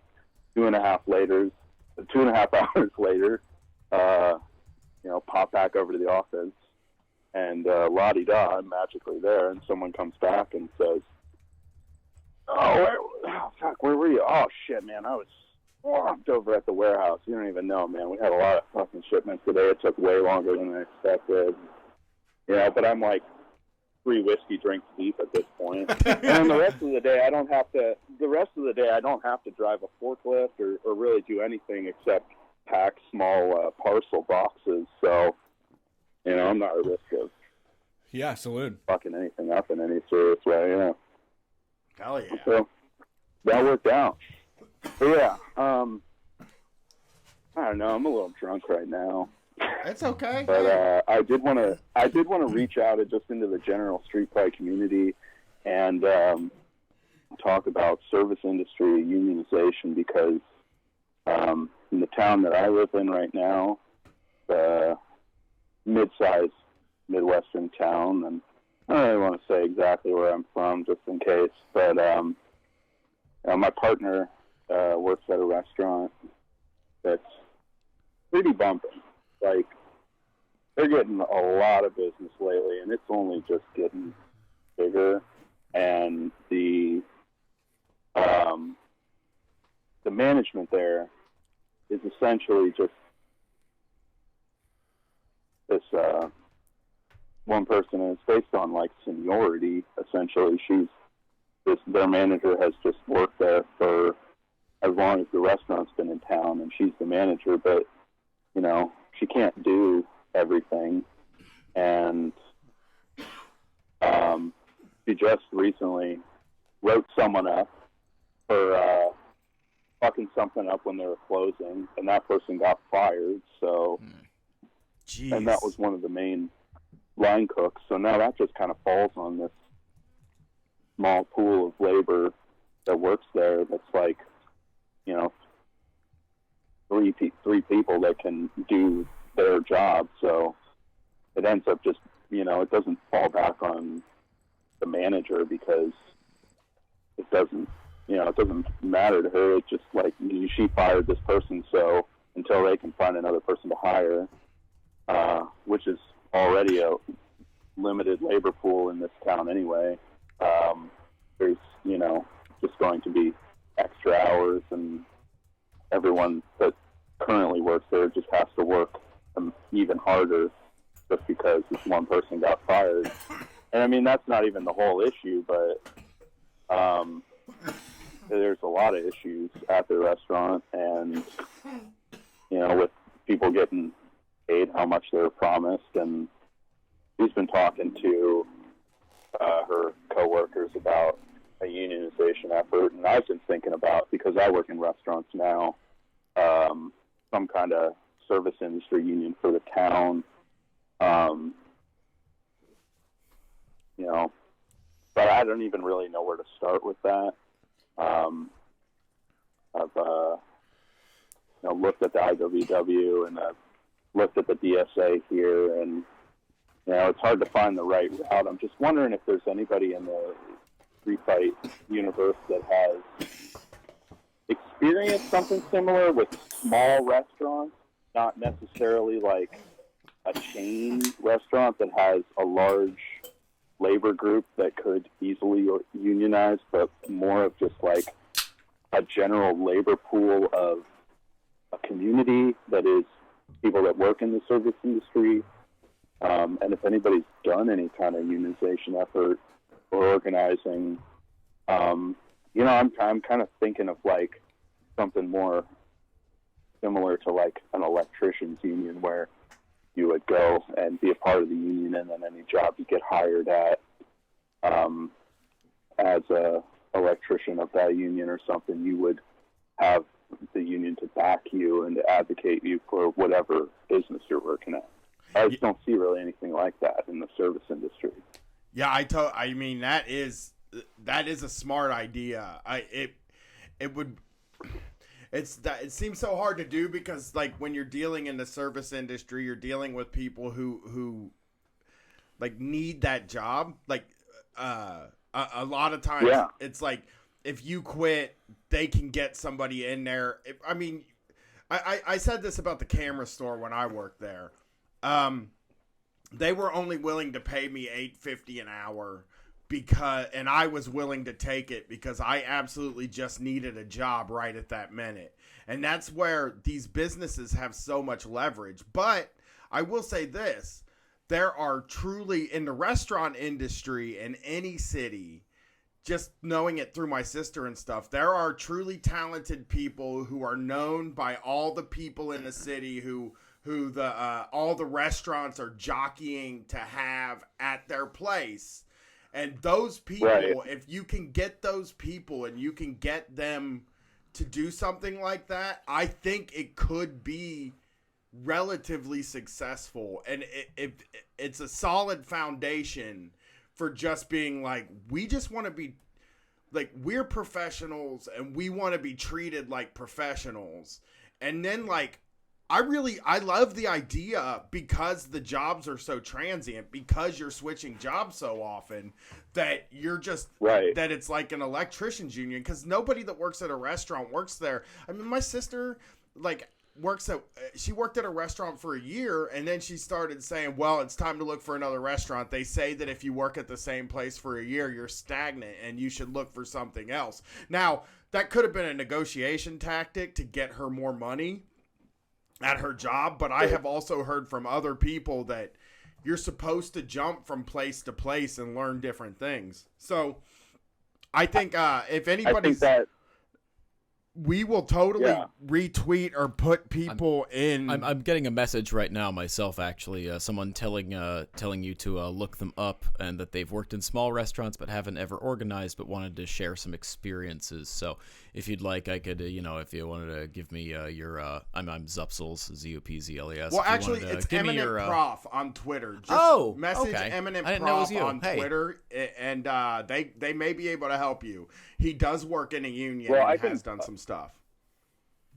Yeah, I mean, I'd be down to plug. My Twitter is jcation_, and Nice. my Instagram is Bingus of the Bongs. If anyone Excellent. wants to DM me with stories about Fantastic. service industry.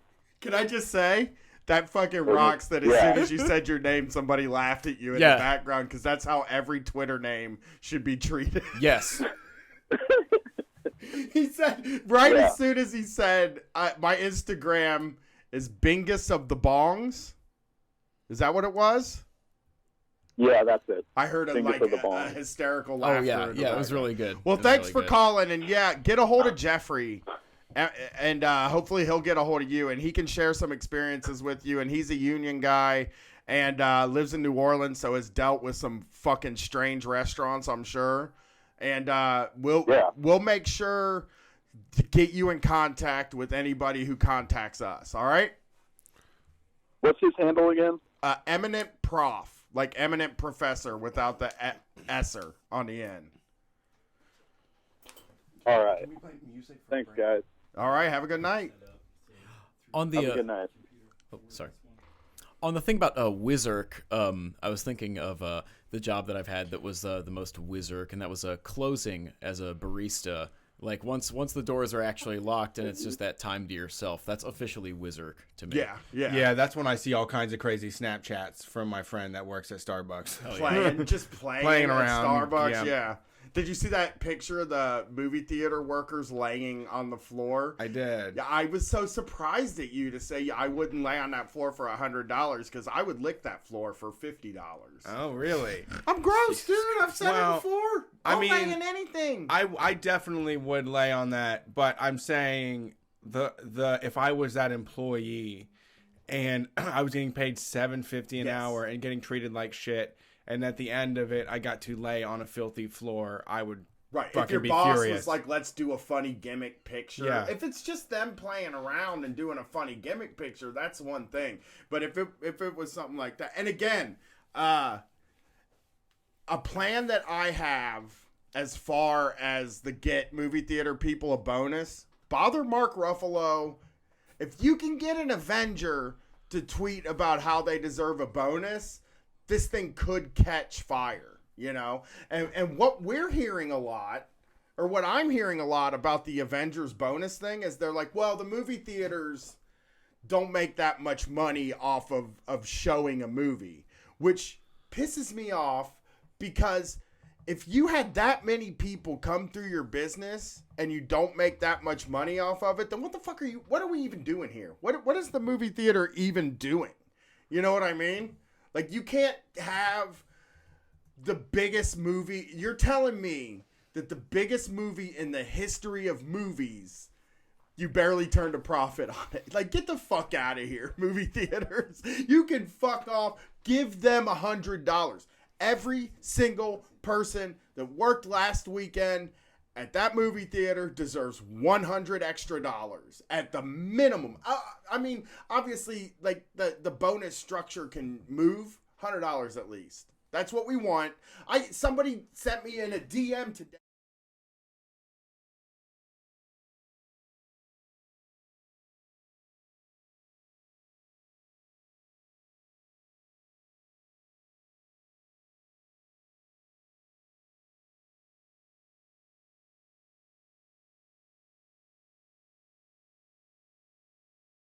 survive. Ooh. Yeah. Well, somebody actually, this is a pretty good idea. Someone said Disney should just do, like, that should be part of the contract, right? Whoa, should just jeez. to build it in to be like, we're going to film the movie, we're going to pay you X amount of dollars, you're going to provide $100 Disney dollars for our employees to come and be tricked into working for you in some sort of weird scheme. That is the most. That's who we have to go after because it's not fucking fair, dude. And it's all Disney movies too. Like, these movies are all Disney movies. Disney movies can afford. Disney can afford to pay this. I can guarantee that. And I just think that, like, those people went through hell last week. Yeah. They're going to go through hell when the new Spider-Man comes out. They're going to go through hell when Star Wars comes out. And if it's 3 or 4 times a year where it's going to be like a crazy rush to these things, you can pay them more for those 3 times a year. It's just, if you want to tell me that the movie theaters aren't making money when that many people are running through the doors, then just release the movies on the fucking TV then. That's what everybody wants anyway.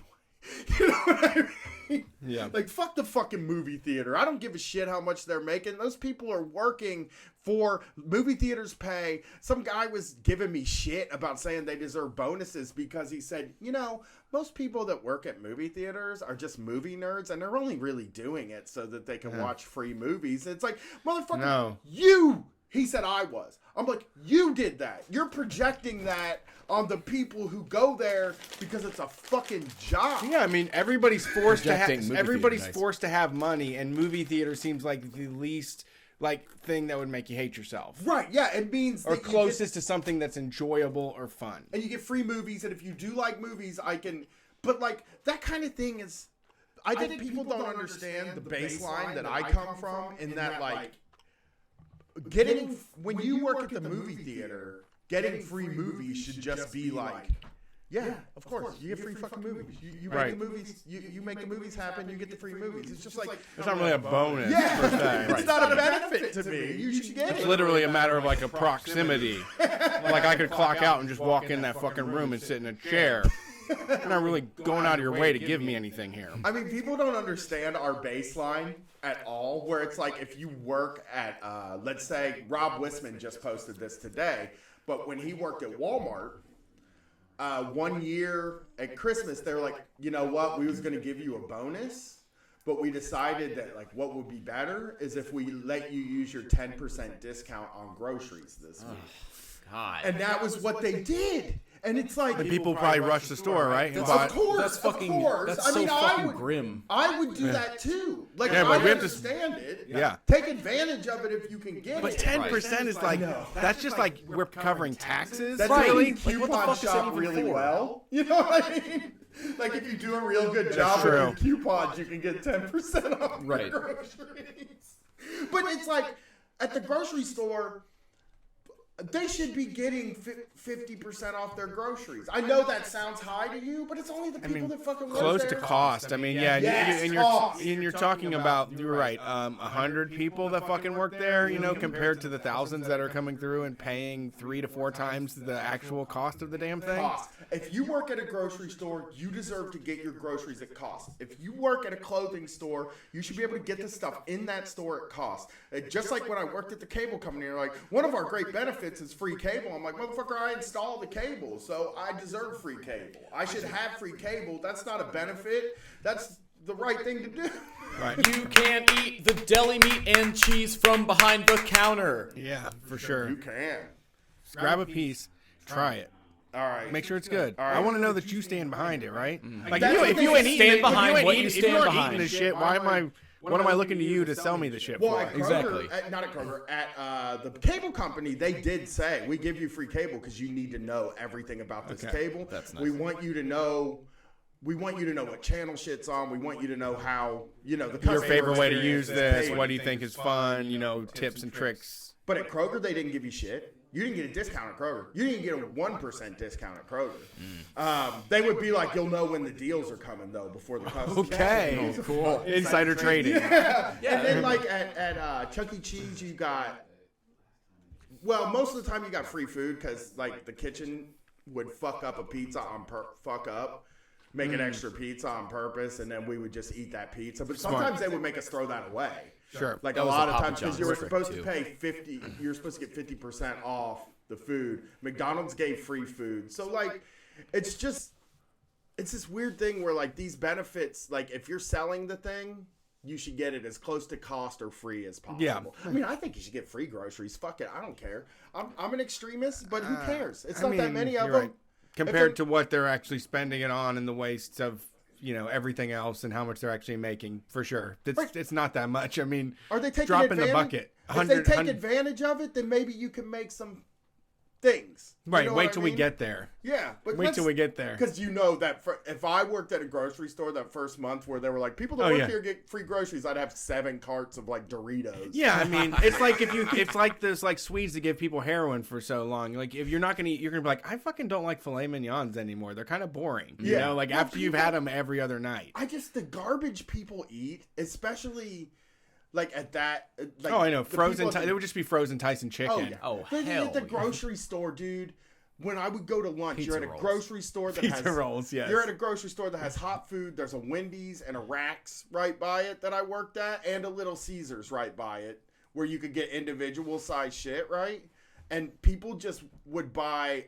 This one dude I knew would buy a loaf of French bread and a Mountain Dew and sit out at the smoking table and eat the French bread and drink the Mountain Dew and smoke cigarettes during his lunch. That was like his whole fucking that's lunch. like- That's the Iconic. most French Ohio shit or Ohio French shit I've Sure. ever heard in my fucking life. That's great. Or 25-cent bags of Funyuns. They had these little bags of like Yeah. chips that were 25 cents each, and it probably had 8 chips in them. But people would go buy 8 bags of those and it's just like, if you could get anything you wanted for free at the grocery store, people would just get Hot Pockets. Yeah. Still, they're not.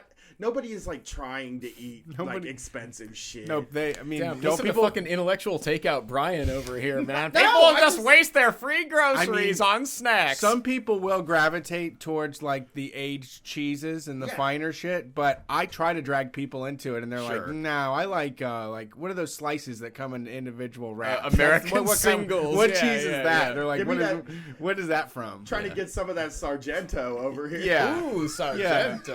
I like something more crumbelievable. Could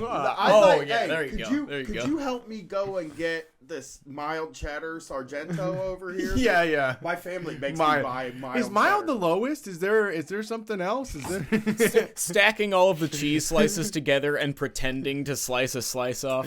Yeah. Is there just like some sort of milk solid? Just something bland. Is there Yeah. cold cheddar? Like just cold maybe or Yeah. less? Milk block. Like light cheddar. Light cheddar. Light cheddar. Actually, Light cheddar. Mostly water. It's mostly water, to tell you the truth. I hate the bite of regular cheddar. Mild Ew, it cheddar. just gets me sometimes right between the shoulder blades, that spot. I'm just like, ugh. But Yeah, here's a I hate it. perfect example of what I'm trying to say, right? Is that like when that cheese is on sale for $1.88 a bag, the first one that's gone is a mild cheddar. Yeah. Like that's all People go fucking for it. gone. So if you think all of a sudden you give people that work at the grocery store, you can have any food you want. Yes, 3-4 people are gonna get a lobster. That is for sure. You have to chalk up that lobster as a loss. That's the problem. People are gonna get ribeyes. People are gonna get filet mignons. That will happen. But most people are gonna buy a lot of candy, some ice cream, I would get ice cream. pizza rolls, and Hot Pockets, because that's all I would have eat. That's all I would have got at the time. Folks, well, there's a new era at Walmart, and we'd like to announce that for all of our employees, you will get 100% free groceries. And to usher in this new era, we're going to be selling new lower grades of cheddar cheese, a lighter version. Technically lower New than era. technically lower than is legally allowed for human consumption. But we That can is write it what off they- as pig food. That is what they would do, though, dude. They would be like, you get free groceries you get the if whole- you get... You get Old Roy. You're Yeah. going to eat Old Roy. If you get the free... You can have all the free groceries you want that You are got to eat the this dog brand. food. You got to eat a little dog food. Again, it comes back to the Alpo Everybody has Chop to. House. They're like, well, it's required. That does give you at least 1,200 calories per day. We have to provide that. We've chose with dried meat pellets. You get one meal of dog food a day, and then you can have anything. 1,200 calories in dog meals. food, and then they provide the rest. Fuck, I love that, dude. Yeah. I would eat. I mean, I could eat through 1,200 for whatever I want after that. right. Yeah, that's not if bad. you're gonna get if I get a ribeye steak and a baked potato with aged cheddar on that thing, light Light. cheddar. I like Canadian 4-year aged cheddar. I like That's my New jam. York sharp, like New York harsh, like that kind of abrasive Yeah. cheddar. Yeah, I like that's a just nice like, sharp. I'm fucking on the sandwich here. Hey, whoa, I'm agitating your taste buds over here. Hey. Yeah. Yeah. So Sharp. I would like. Sharp cheddar. I get this Canadian 4-year aged cheddar that I buy with the baked potato. If I could have Actually, that, Gloucester, the English people do cheddar better. yeah, well, I just Canadian. Okay. And if I get name brand pop, of course, you gotta be allowed to get the name brand pop. Yeah, which yeah. I'm kind of irritated about right now in a cereal. Right, we are supposed to be trying to create a healthier world. Okay, we're supposed to be discouraging. Are we? We should be. Right? Yes, okay, there we go. And there's a lot of talk about it out there. Right. You don't act like they aren't saying. I like, know, Hey, I'm can with you you. drink less pop? Can you I know, eat less sugary cereal? Yeah. Why come the only way that you can get a deal on pop is if you buy fucking 36 of them? Like, why is that? The You're right, only way you're I right, can get a you're deal right. is if I buy 3 12 packs. They're like, we've of got them. these little 8-ounce cans. They're only a nickel a piece. Yeah. You're like, Yeah. Oh, or- okay, You get just got them in those. a 64 pack. Yeah, Yeah. that's like the trick. the only way I can get a huge box of Fruity Pebbles for $3 is if I buy 2 huge boxes of Fruity Pebbles. And See. it's like, why are you making me buy all this? I just want the one box. I don't want it all. I can't have it all in my house. I can't have 36 7-Ups in my house, or I will drink 6 7-Ups every single day because it'll feel unlimited to me. Yeah. You know? Like, I don't- I'm a pig. You're not even making a dent. I'm bottomless right here. You're like, shit, there's all these 7-Ups that are piling up outside the fridge. There isn't even any room to put them in there. I there's gotta no get these reason- out of here. There's no reason I need this 2 pounds of chicken salad, but it's just such a better deal than the 1 pound. Yeah. Yeah. I mean, they sell all the junk food on sale, but you got to buy a lot of it, and that bothers me. Okay. Yeah, I mean, agree. what about Commit to Be Fit? You know what I'm saying? Yeah, sure. You know, Broad Street's called Commit to Be Fit Lane. We aren't committing to be fit with those kind of prices. Yeah, we need to work on it. You pay $5.49 for one 12-pack of 7-Up, but you can get 3 of them for $11. No, I'm not putting up with it. Let's take another call and go to break. Yes. See who's on the line. Yeah, we're about the grocery store. like 90 minutes in here. We've got the call queue is bumping. Uh-oh. We're gonna have to do some sucker work here Lightning to get through round, this. sucker This is work. gonna be some call center shit. I'm here playing around, man. I'm here having a fun playing around time. I'm sorry. Thanks for calling tonight. You're talking to Street Fight. Hey, is this me? It is you. I mean, it's like a philosophical thing of what you are. Are you the tree or are you the wind that moves the tree? Damn, dude. You know, I'd like to think that I'm the wind, Yes, you are, dude. probably the tree. No. You are. You're a physical force of nature. Well, yeah, what's up? My name's Jenkins. Thanks for What's calling in. up? How you doing? What's going on tonight? Yeah, so I've got one drinking at work story. I wasn't the one drinking, but mainly I wanted to talk about metrics and like how that works in call centers and whatnot. Yeah, All right. we love it. Yeah, so I used to work in a call center. I took calls for DirecTV, doing like tech support and like sales. The enemy of mine. You're my natural enemy, by the way. You work for Hey, I tried.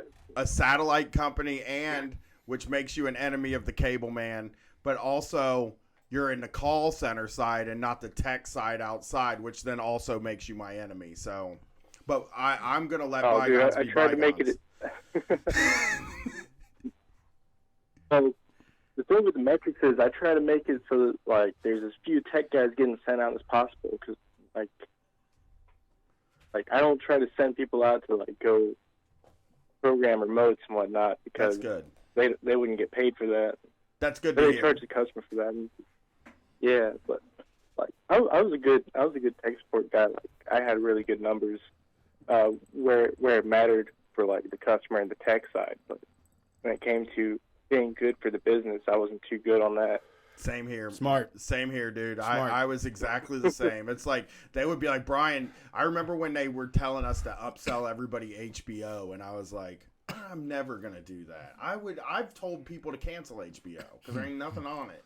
I'll be like, buddy, I have HBO because I get all the channels, and I'm going to tell you I never watch it. Or the one I always told people to cancel was Stars. It's like, you think Stars is good when you don't have it because the grass is always greener, but once you get it, it's like, this Stars is bullshit. You know, you get the movie once in the red box and watch it. You don't need to see it 47 times. You're paying $13 a month for Stars. Yeah, that's steep. I know. That's very steep. People with cable and satellite, we pay $9.99 a month for a network, or maybe maybe between $10 and $15 a month for like something like Netflix, which is basically a channel, and it sucks and we complain about it, but at least we get a bunch of possibilities for that amount of money. Back in the day, we were getting cable, which we already paid for all the regular cable, and then we were stacking $15 charges on top of $15 charges to have the premium channels. Yeah, cable, it was like $60 for cable, and it's like, well, I need to spend $15 on Stars because I'm spending too much on rentals, and it's just to get like access to Encino Man. Hell yeah. I didn't mean to take you off track there. I was always so mad about Stars and Showtime because I would be like watching HBO. I'd have HBO. And I'd be like, all the good movies are on fucking Stars and Showtime. And then when I got all the channels, I was like, there ain't no good movies on any of them. These are all bad. Every one of the channels is bad. These are the cheapest movies they could get. Yeah. All right, I'm not going to take you off track anymore. I like Stars from like a call center perspective because you get like a lot of really old people. And like they get the Stars Encore bundles so they can get like the Western channel. That's all they want to watch. But they end up getting Stars and Encore. And I'll tell them, hey, you want to bring that bill down? We can get you just Encore. We can ditch the Stars. You don't watch any of that, do you? Yeah. Right. Oh, I just watch the Western channel. Oh, the Western channel rocks, though. That was like my top I channel. ain't never watched it, but like that was like the thing for the old boomer customers. Yeah, takes them back to the old days. I mean, old dudes, man. Especially boomer guys. Boomers were just like, they would watch well, they were raised on Cowboys, dude. Like, Cowboys were big. They would wish that Cowboys were basically like the MCU back then. Like, John Wayne was Iron Man. Man, yeah. But, I mean, I love Westerns, too. I think they fucking rock. But the ones where they sing are kind of corny, you know? Oh. But the rest of them are not bad. What, Oklahoma? Or what singing one? It's just like a paint your wagon sort of thing or something. Just the ones that were more like fun. I like The Man with No Name, like The Good, the Bad, and the Ugly, Fistful of Dollars for a few dollars more. I like Once Upon a Time in the West kicks ass. Yeah, like I like those fucking sprawling. Just Sergio Leone. Yeah, those 310 to Yuma though, the modern one with Russell Crowe in it. Oh yeah, that one. That movie fucking kicks ass. Young Guns. Yeah. I mean, I could just go Unforgiven. Like I love Cowboys too. I think Cowboys were the coolest folk. Like they were our coolest superheroes. Were Cowboys. Yeah, I mean, as like a superhero. I mean, I was raised on Brave Star, so that was like my number one. Alien Cowboys. Yeah, actually, they were Cowboys in space. Anthropomorphized horse cowboys, weren't they? No, he was like Bullet was made of like metal. He was like a metal horse. Why did I think Brave Star was an actual like horse person that walked on two? He legs? does. Yeah, he draws guns on people and shit. Oh man, and he gets carry them off that planet. Is that what it's called? Yeah, I don't remember Jason the name had of it. some Brave Star toys.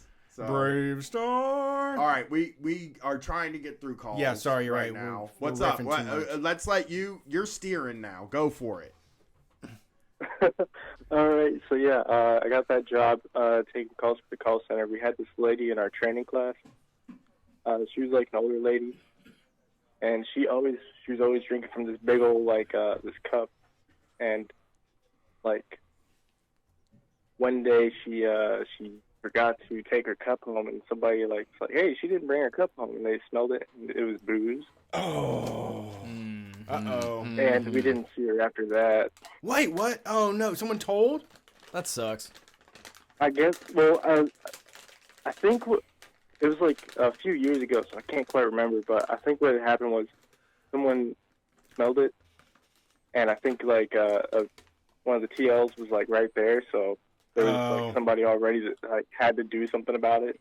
Right. That's so somebody But told. yeah, I mean, that's they smelled it. No, some like a team leader was there and like, hey, they left their cup, and they're like, wait, there's booze in this cup, and then the team leader hears it and it's like, well, I have to go report this now. No, you don't. You don't. Yeah. You I don't. agree. I mean, you're covering your ass. Of course, people. I mean, that's how they become team leaders. It's the type of dorks that go and tell immediately because that's what they just default to authority. Otherwise, they get fired. CYA, right? It's like, and that's what they used to say to me at pretty much every orientation. It's like, look, if you're out there and shit seems weird, you need a CYA. At the cable company, it was very much always about getting somebody to, like, if you fucking scrape their wall, it's like, get them to like put a little check mark next to I scraped your wall so that they can't sue us for it later. Yeah. And so it was always just that kind of thing. So yeah, I'm sure she had to. That fucking sucks. Was the person drinking all the time? Oh yeah, she had kind of a problem too, cause like, it like affected her like nerves or whatever. So like she had really shaky hands. But yeah, like she was definitely an alcoholic. That fucking sucks, though. It sucks. I hate the idea of somebody like their life going down like kind of the tubes at work and having to drink. But I also just like, man, if she's going to work and she's doing her job and she's not bothering anybody, I assume she wasn't getting like shitty drunk and yelling at people and stuff. I just kind of feel like it's like that lead could have just looked away. Oh, I don't smell nothing. What? That smells like alcohol. Maybe somebody's cleaning their earrings over here. You never know, right? Yeah, that's true. So true. I'm always just like, ooh, these earrings are itching. I gotta take care of this right now. Gotta take out my pocket acetone for it. Yeah. So, that sucks. Well, I want to thank you for calling and getting me talking about cable. I appreciate it. Even though we're enemies, you're my friend in life. Yeah. And, I'm I actually... mean, satellite cable, it's all the same. It's just way too expensive pay TV. I don't know. Yeah, that's true. I'll agree with that. But cable is superior is what I'm trying to say. But that's cool, though. Me just throwing shots for one no more reason. flex. I didn't even Just care one about more flex. cable, Just you gotta know? do it. Well, cable comes through a cord and satellite comes through the air, and we all know that through a cord is always better than through the air. Yeah, It's just that's the I have to facts, be Jack. jacked in. Yeah. I love jacking in, dude. Oh yeah. So, you want to take a break now and then rip through these calls and then let Marvin, hook us up. Yeah, with, I love that with some idea. Special stuff. You I like love that? that idea. Yeah. I'm not hooked up to do anything. Thank you for... Am I supposed to be playing the music? Yes, he Oh, is. shit. If you go to your Facebook, you'll see a message in there with a link to this. I'm sorry. I'm looking thank you for tuning into Street Fight Radio, for chatting along with us. I just wanted to let you know I was actually named after Brett Maverick, the James Garner one from the TV show. Of course, you're named after a fucking cowboy that's from a where TV my mom show. You're got so my name. cool, man. Yeah, That's badass. So I don't even have to watch the movies really. I just live it. You are a cowboy, though. Me and No. you, we've said that from the beginning. That me and you, because we live in Ohio, where there's a lot of farmland. That me and Brett we're basically cowboys and farmers. Yeah. That's just the way it is. And I actually, you know what? I watched The Good, the Bad, the Ugly this week. It's funny that came such a up. good movie. I am just like, it's one of those ones like where I'm just by myself and I'm like, and then they did this and then he did this and it was like so great. And then like this happened, like the way that it's about three people and then like they're not all together. At once, it's like two of them together, and then they all three to get together, and then they break apart again, and then finally it just builds to that last part, and everything about it is just such a fucking amazing movie. I love it. Goddamn fucking song, but, man. The funniest thing, what I noticed about it is that in the middle, that Civil War captain, he's a drunkard, and is like he's like pontificating about, every day I send men on that bridge to die, and if that goddamn bridge and is the bane of my existence, and I can't take it out, and he's like complaining, and they're going another barrage, and all these men are dying, and he gets wounded, and it felt like Monty Python parody to me. Like it took the Civil War and was like, look how stupid these fucking people were. Yeah. The good, the bad, and the ugly guys were like navigating around them, making $200,000. These fucking people were lining up in a row, wearing matching uniforms and shooting at each other. And I was like, it was just so fucking brilliant. And I was like, because that perspective, he doesn't really have any sort of patriotism wrapped up in that. He just nakedly puts it on film as what it was, and it was good. That's Bring Out Your Dead. That's what that is. You're talking the Monty Python analogy. That's what it is. It's Bring Out Your Dead, what you're describing there. Yeah. I was really... I remember watching that. I didn't watch that movie for the first time until I was in my late 20s. And I fell so head over heels in love with the Tuco, the guy that plays Tuco, because first of all, he wears his gun on a necklace around his neck. Yeah. And he is such a fucking scumbag. Yeah. And that was one of those times where like I watched the movie, and I think if I had seen it when I was younger, I would have just only been focused on Clint Eastwood. But that fucking Tuco character really grabbed me. Like, I saw it at a time in my life where, like, oh my God, what a great fucking character. Yeah, he's such a piece of shit when he's sitting in a bathtub with his gun just around his neck, waiting for somebody to come in and try to kill him because he's fucked over every person in the world. Yeah, and that's also, he seems to get jumped in the bath a lot. Yeah. Well, that's how it happened back then. All right, let's play a song. We got Chiller. Chiller, yes. They're from Pittsburgh, Pennsylvania. Chiller PBH. We're going to play it. You're going to listen. And then we are going to take 1 second here, but we are going to come back and we are going to rip through calls. And we have a special... seance. I think me and Brett are getting presented some gifts, so I don't know if it's special to you people, but it's special to us because we like gifts. Hey, live on the stream in just a few minutes, folks, behold the exchange of magical crystal energy live in your phone or tablet device. This is Chiller. You can find them at chillerpgh.bandcamp.com. It should be playing. Good. It's not playing. It's not playing. Okay, well... And we're back. So that was Chiller. I'm in OVO. Yeah, pretty good avant-garde piece there. Yeah, it's one of those ones that get you to think. Like, it's annoying when someone puts out a project that's like 34 minutes of silence, but when it's 2 seconds of silence, it's like, how precious is that moment? That was a modern day equivalent of 433. It's a commentary, a meta commentary, if you will, on our atomized, fast moving lives. It's updated. It's in a more digestible form for this day and age. Oh yes, new music is always so fascinating. Brilliant things coming out of Pittsburgh. Mm-hmm. Are we ready to just go? About, the real stuff. Okay. I think I'm wrong. You ready, Jason? Well, I'm not playing it yet. I am playing now. They can't take us down if we just hum the song. That's true. It's playing. People love Led Zeppelin. Hell yeah. They just can't get enough. That's why you just. Oh, is that Eric? Sunshine If You're Loving? Oh yeah, that is. Yeah, it's the same guy. Yeah. Oh yeah.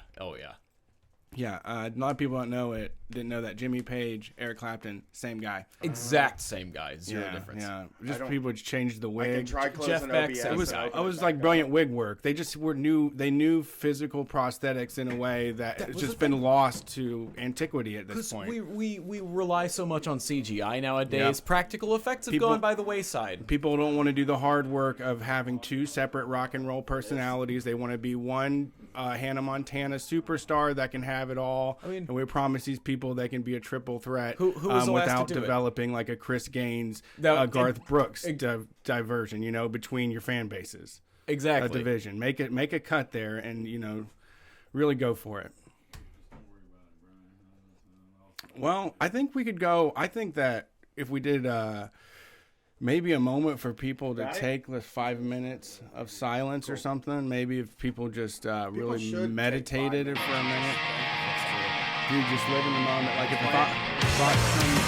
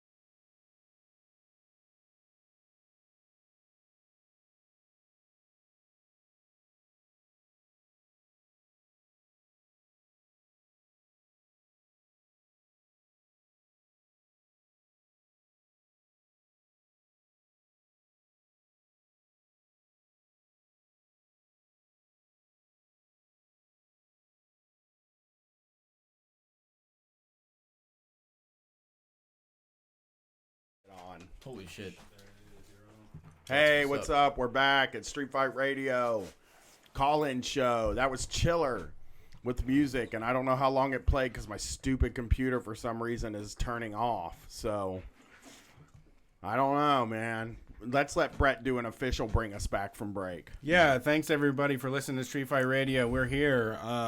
Hope you took that moment of silence to think a little bit about your life and where you are and where you want to be in the coming year. We're trying to send positive vibes and good energy to everybody. That's why we brought in one of our crystal experts this week for the call-in show, Marvin. Thank you for being here. Street Fight Radio, as always.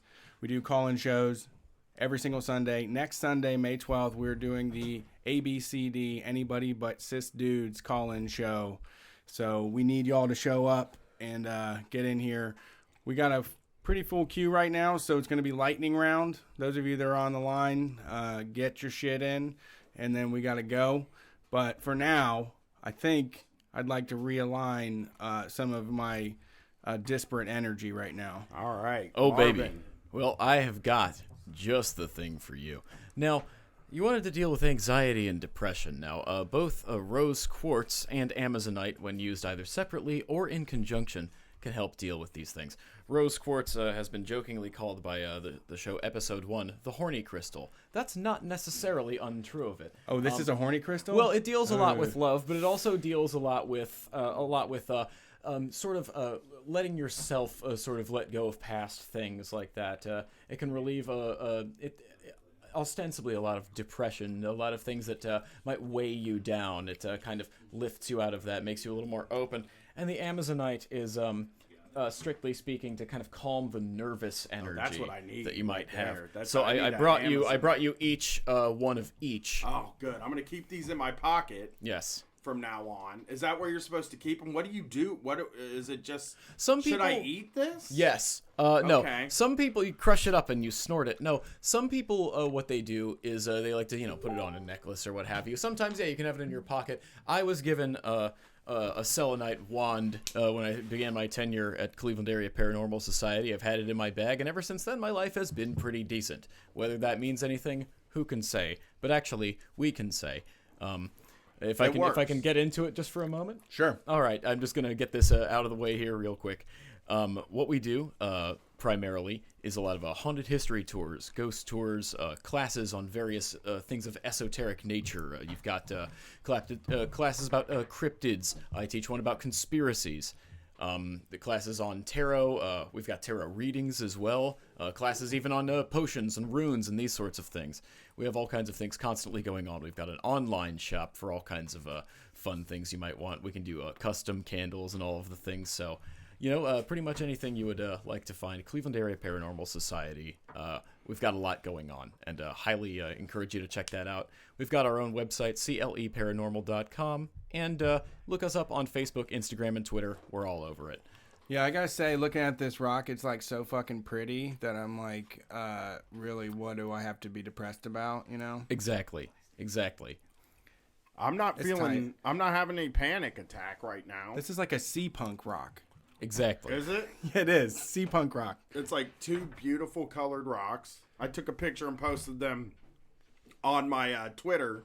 We are crystal guys now. Street Fight is we're going to test these out. Every competitive edge we can get, whether it's drugs or crystals. Yeah, and we're going to test these out, and you never know. Maybe the Street Fight store will have crystals soon. Yes. We can sell crystals. We're doing like the FDA, like if there was an anarchist FDA, we're going to evaluate what the crystals do for us. And I'm telling you right now, I'm not having a panic attack. And I'm holding this right now. I'm impressed. I'm not sad. No. Kind of not sad. Oh, I mean, no. I'm existentially sad all the time. But I'm not sad. Maybe a wand, if you could kind of wipe that away. If you could wipe away the existential sadness out of the ether. I put them on my temples. I'm holding them on my temples right now, and I'm kind of hoping the healing powers of the crystals go into my brain. Yeah. Would you recommend opening the skull and using the stones to actually smooth your brain out to get rid of some of the bad thoughts? You know, brain smoothing is a time-honored tradition in a lot of these circles. And sometimes the best way to do it is to smooth the brain from within. Yes. Think the thoughts which make you feel the dumbest. And these things will smooth the brain and open you to new experiences. Yes. And this is what Cleveland Area Paranormal Society is all about. Yes. I put them in my hat. Bathe in put ignorance. my hat on, so they're under my hat. Now, if I fall on my head, that's going to be bad, right? But Rocks in my it will head. merge them with your brain, Yeah, I thus was gonna making say. you more powerful than you could ever imagine. That shit's going to basically get lodged into your crown chakra. Yeah. It's So- going to level you up. Are yeah. there, and this is a question that everybody's going to think I'm goofing around and stuff, are there crystals that could make me, already one of the most powerful, strong men that I know in my life, more powerful and strong? Because that, I'm going to go buy some if there are. Yeah, Listen, I buddy, there's a phrase in the community here. You goddamn better believe there's a crystal for that. Okay. I have one. I have a recommendation. Best crystal. It's made of iron. You get Okay. it. It weighs like 25 to 100 pounds. Wow. You lift it. Okay. You lift it every single day. It will make you powerful. What? I don't need that, though. You're talking about lifting weights. You're being a goofball. That's from the earth. That's Well, here's the using the thing. earth to make you more That's true. powerful. How are you gonna hate on something that comes from the earth, Brian? Well, I'll say this. And once you can wear a kettlebell around your neck. Like that would Okay. be your crystal. Okay, you go talk to anybody in my social circle. Brett knows like all my friends pretty much, and they're gonna tell you right now. Strongest guy I know is Brian. He is the number one strongest, most powerful, and kick-ass guy I know. My wife would tell you. I don't think there's a crystal that could. I wouldn't want to see him stronger. Yeah. Just one quick question, just to clear things up. Now, what about crystal meth? Does that help? It really depends, but we highly advise against that at Cleveland Area Paranormal Society for a number of reasons. Well, yeah, it'll make you see spirits, but like if you keep dipping into that well, it'll drive you mad. See, the thing about this is that shadow people, you don't really want that to be a recurring thing in your That's everyday true. life. That's true. You just need to get confirmation and then dip yeah. out. Then just Absolutely. realign your life, knowing that people are living in the corner of your eyeballs. Have I ever yeah. told you guys I saw a shadow man? Who hasn't? Oh, I have, Everybody yeah, in the for world sure. has seen one. Come I on, saw man. one for real, and it has always stuck with me forever because I was sitting in my basement at my house and probably watching something on TV. I don't HBO, likely. Right. Stoned. Are you sure it wasn't stars? It could have been. I was stoned as shit, and I was laying in the basement in my childhood home on Albany Drive, and I look over, and a thing that is probably the size of a toddler, we're talking this big,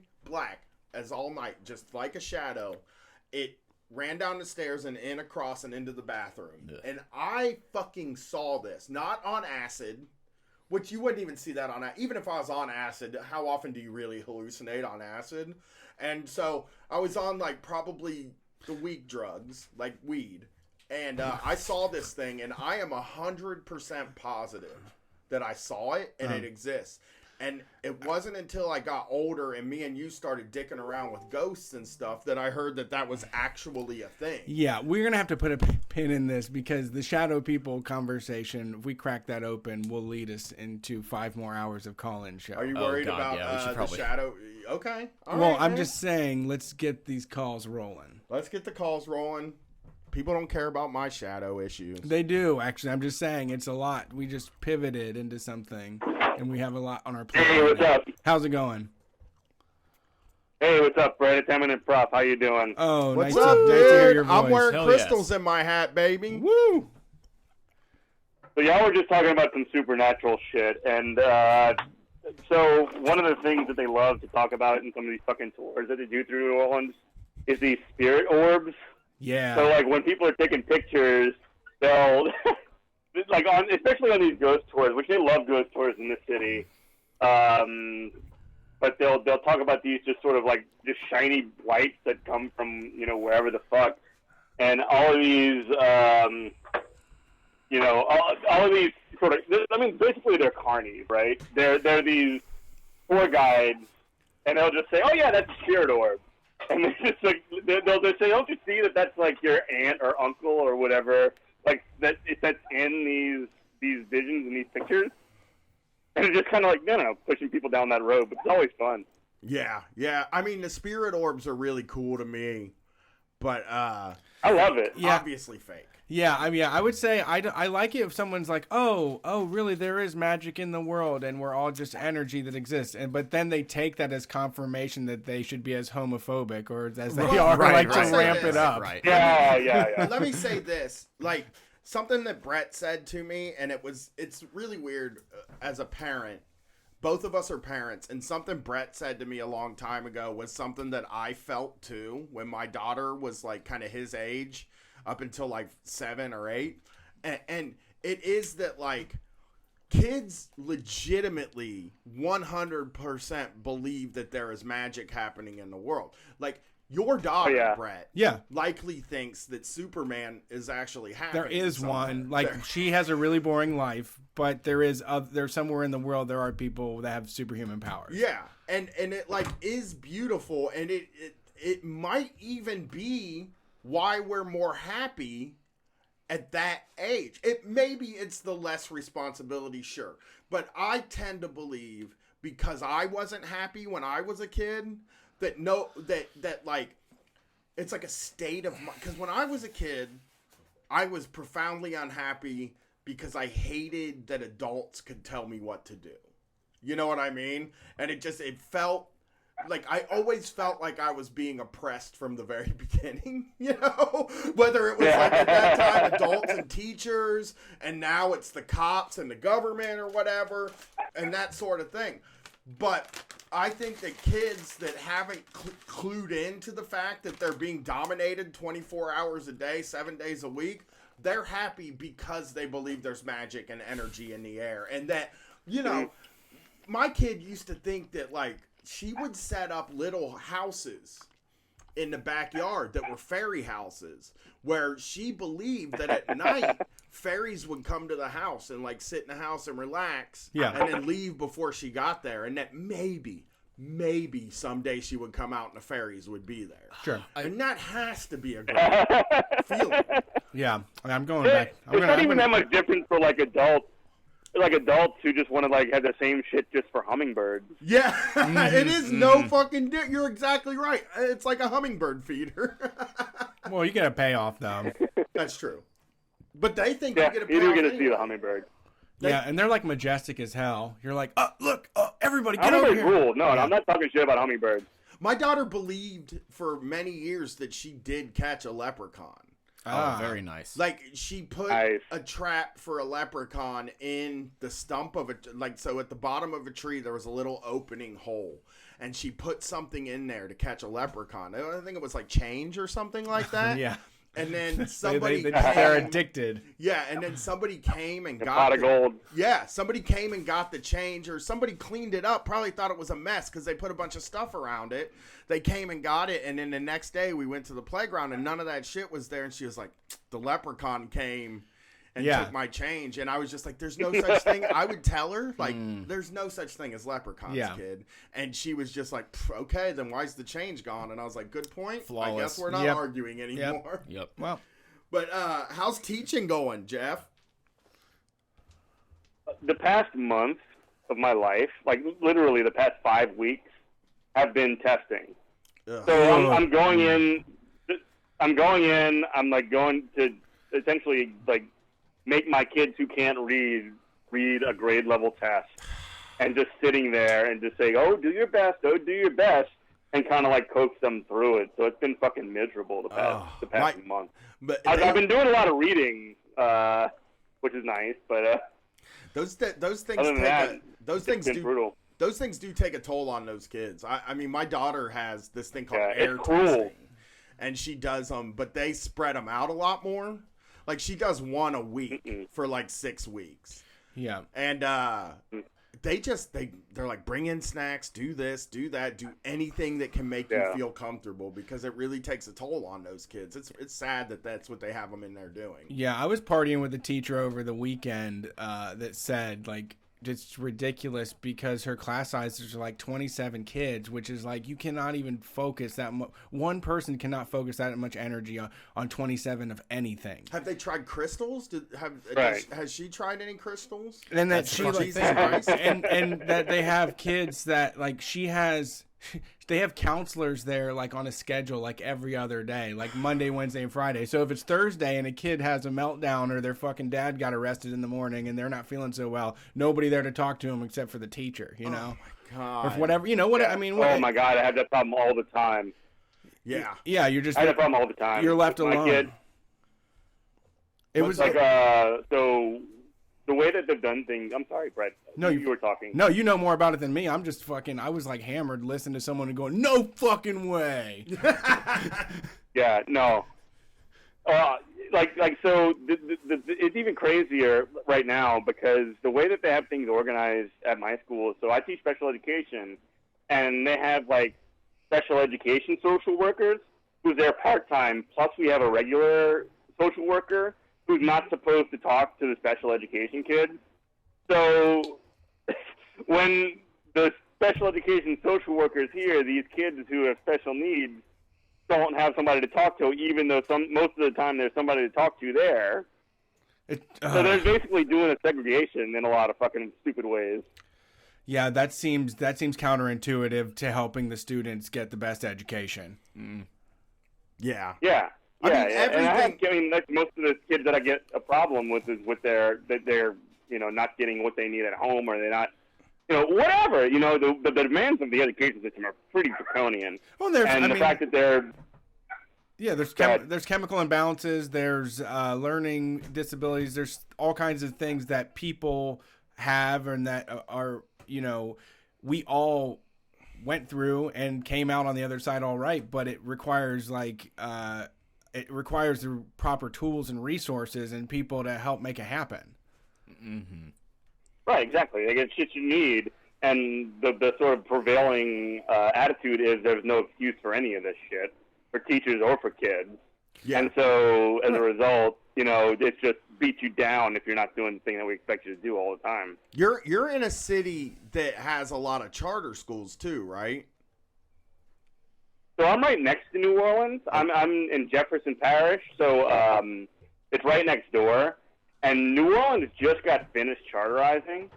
Like every school in New Orleans is charterized in Orleans Parish, and now they're starting to like creep into our area. And like now, all of a sudden, the teachers in Jefferson Parish are like, well, I'm not worried. I don't like this. Yeah. Before they didn't give a shit. What's the pay? Is there, like, for a teacher, is the pay better with a charter school or with a public school? So the from what I understand, it can vary. But for the charter schools, it can be, like, slightly higher in terms of, like, the salary. But they don't have, none of these charters, except for maybe two in the entire city of about, probably about 70 or 80 schools in Orleans Parish, none of them have a contract that essentially defends what the teachers are, like. It doesn't enumerate what their rights are in any sort of consistent way across the board.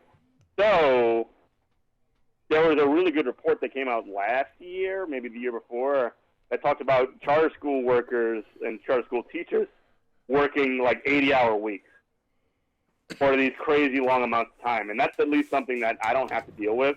Mm-hmm. Like, I can be out the door, even though I'm grading and doing all this other crap at home. Sure, but you don't have to do it. I can be out the door. Yeah. And is it like a lot of I'm trying to think of so there's less rights. Is it just less rights? Is the job less stable than teachers were in public school systems? At the charters, they need a lot less of a they need a lot less. They don't need to show quite as much of their work to get rid of somebody, right? they can just essentially say, oh, we're not renewing your contract because you're essentially contract like year to year, or maybe like you'll get 2 years. I'm not exactly sure how it works.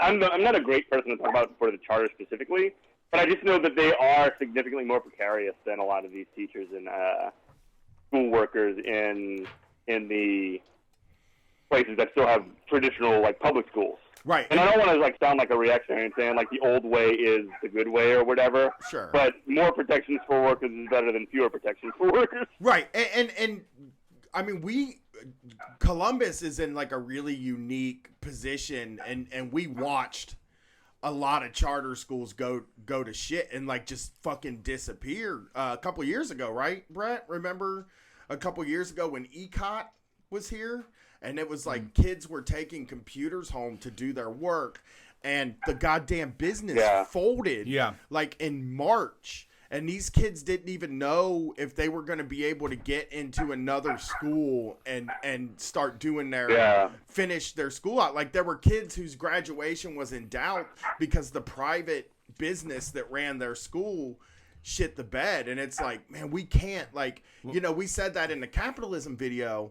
Some things fucking aren't supposed to make money. Yeah. Well, and that's one of those things. That's one of those fucking things where, like, we complain about NPR or whatever, and they push that whole waiting for Superman bullshit. You know what I'm talking about? I mean, that whole, like, movie that was just a love letter to that bullshit. It's just, you know, I don't know. Bill Gates, fuck that guy. Absolutely. Well, I think the really what sucks is that we can't have everybody stand up and say, like, do we want to do what's right for these kids, or do we want to hem and haw about pennies and dollars that y'all gladly spend on other things, you know? That. Oh, and Marvin was saying something about, like, waiting for Superman.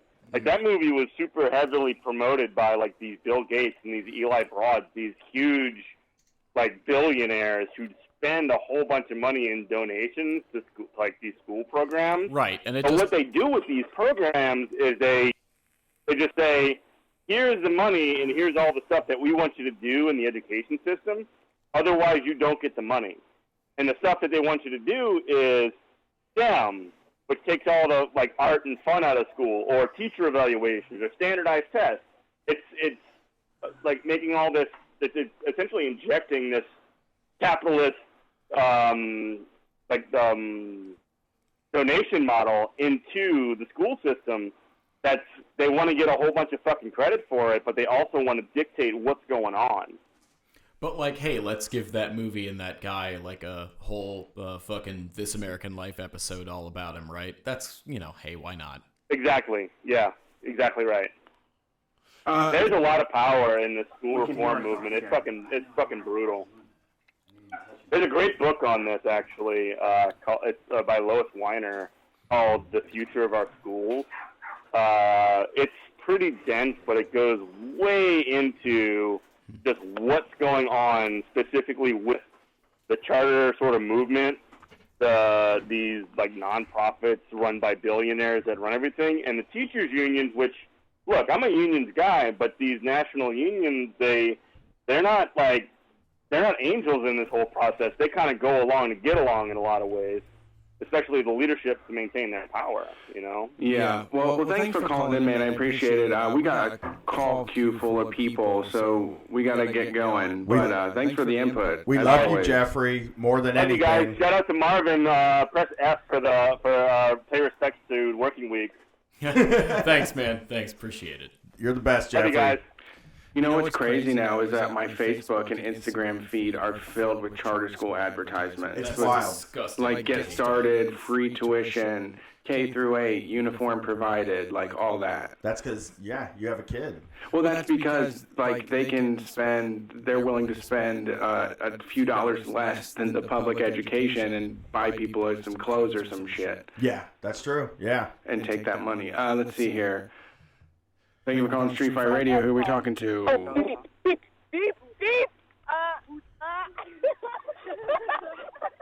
What is it? Oh, okay. Hello? You're skating on thin ice. Can you hear me? Yes. Hi, this is Cameron from Portland, Oregon. I'm with the Little Big Union. Oh, yeah. Okay. Awesome. Glad you called. Yeah, I just wanted to give y'all an update on where we're at right now. Sounded like an orgy, maybe? No,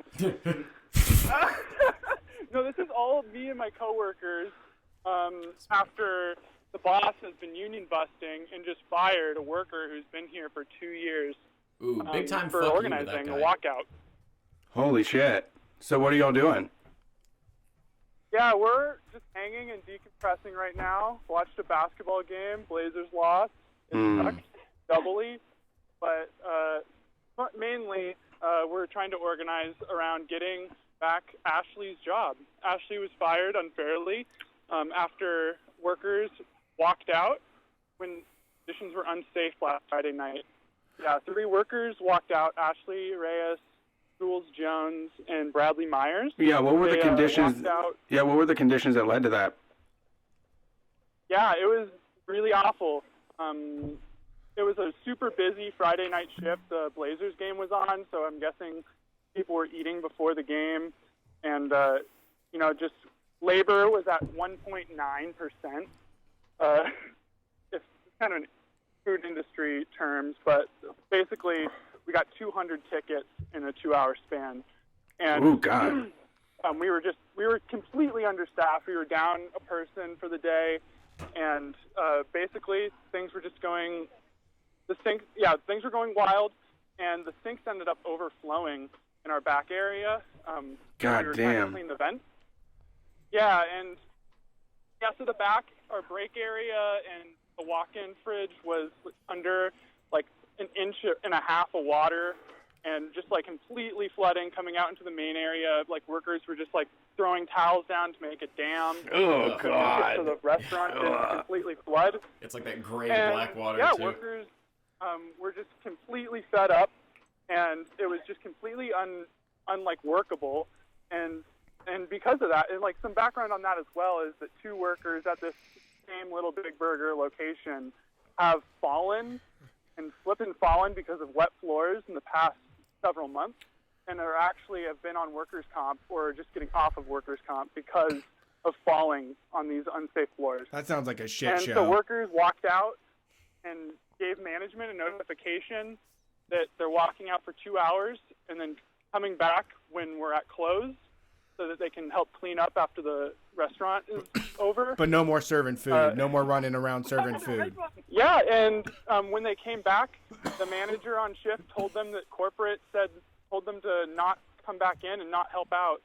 And the very next day, all 3 of them were suspended illegally for walking off the job. The company's breaking the National Labor Relations Act. Are people snapping behind you? Section 7 rights to organize collectively. Were people snapping behind you when you said that? Sorry. Wait, can you hear me? Am I out? Oh, yeah, shoot. Are we here? Is everything working? Oh, no. Oh, yeah. Oh, we're good. We're good. We're good. I think something just weirded out there. Are y'all still there? Yeah, we're here. We're here. I don't know if they can hear us. Yeah, that's what I'm wondering. They can't hear us? I don't think No, I they don't can think hear so. us. How can they not hear us? Hey, are y'all still there? Oh, No. Little Big Union. Oh, there it is. Well, now it's the trash sound, but Oh, we're back. We sorry got about you. that. You kind of cut out. Yeah, sorry Yeah, about that. yeah. We're having technical, of course, difficulties. But There's no Yeah. ghosts, though, right? No problem. Yeah, I mean, yeah, technical persevering is what we're calling them. I like that. We're technically persevering. Well, Us too. well, so what can we do to help? Yeah, I mean, currently we're trying to get some, there's a couple things that people can do. Like mainly, we're asking for people to donate to our strike and hardship fund, and help workers who have been, unfairly fired while they're in this intermittent period where we're gonna get them their job back. They're gonna need some money. Yeah, that's fucking great. For the time being, just to help. But other things that you can do is you can email corporate at support@littlebigburger.com or HR@littlebigburger.com. HR? Yeah, and just HR, yeah. Okay. Human resources. And let them know to stop union busting and to rehire Ava, Ashley, Bradley, and Jules reinstate them with back pay for the time that they've had to miss because of being fired unfairly. We're not currently asking for a boycott. We want people if you're in the area in Portland to come in and tell the workers that you support their organizing and the community really supports them, and tip well. All right, and, I like it. Just one more time, you said Ava, Bradley, Ashley, and Jules. Yeah, Ava, Bradley, Ashley, and Jules. Okay.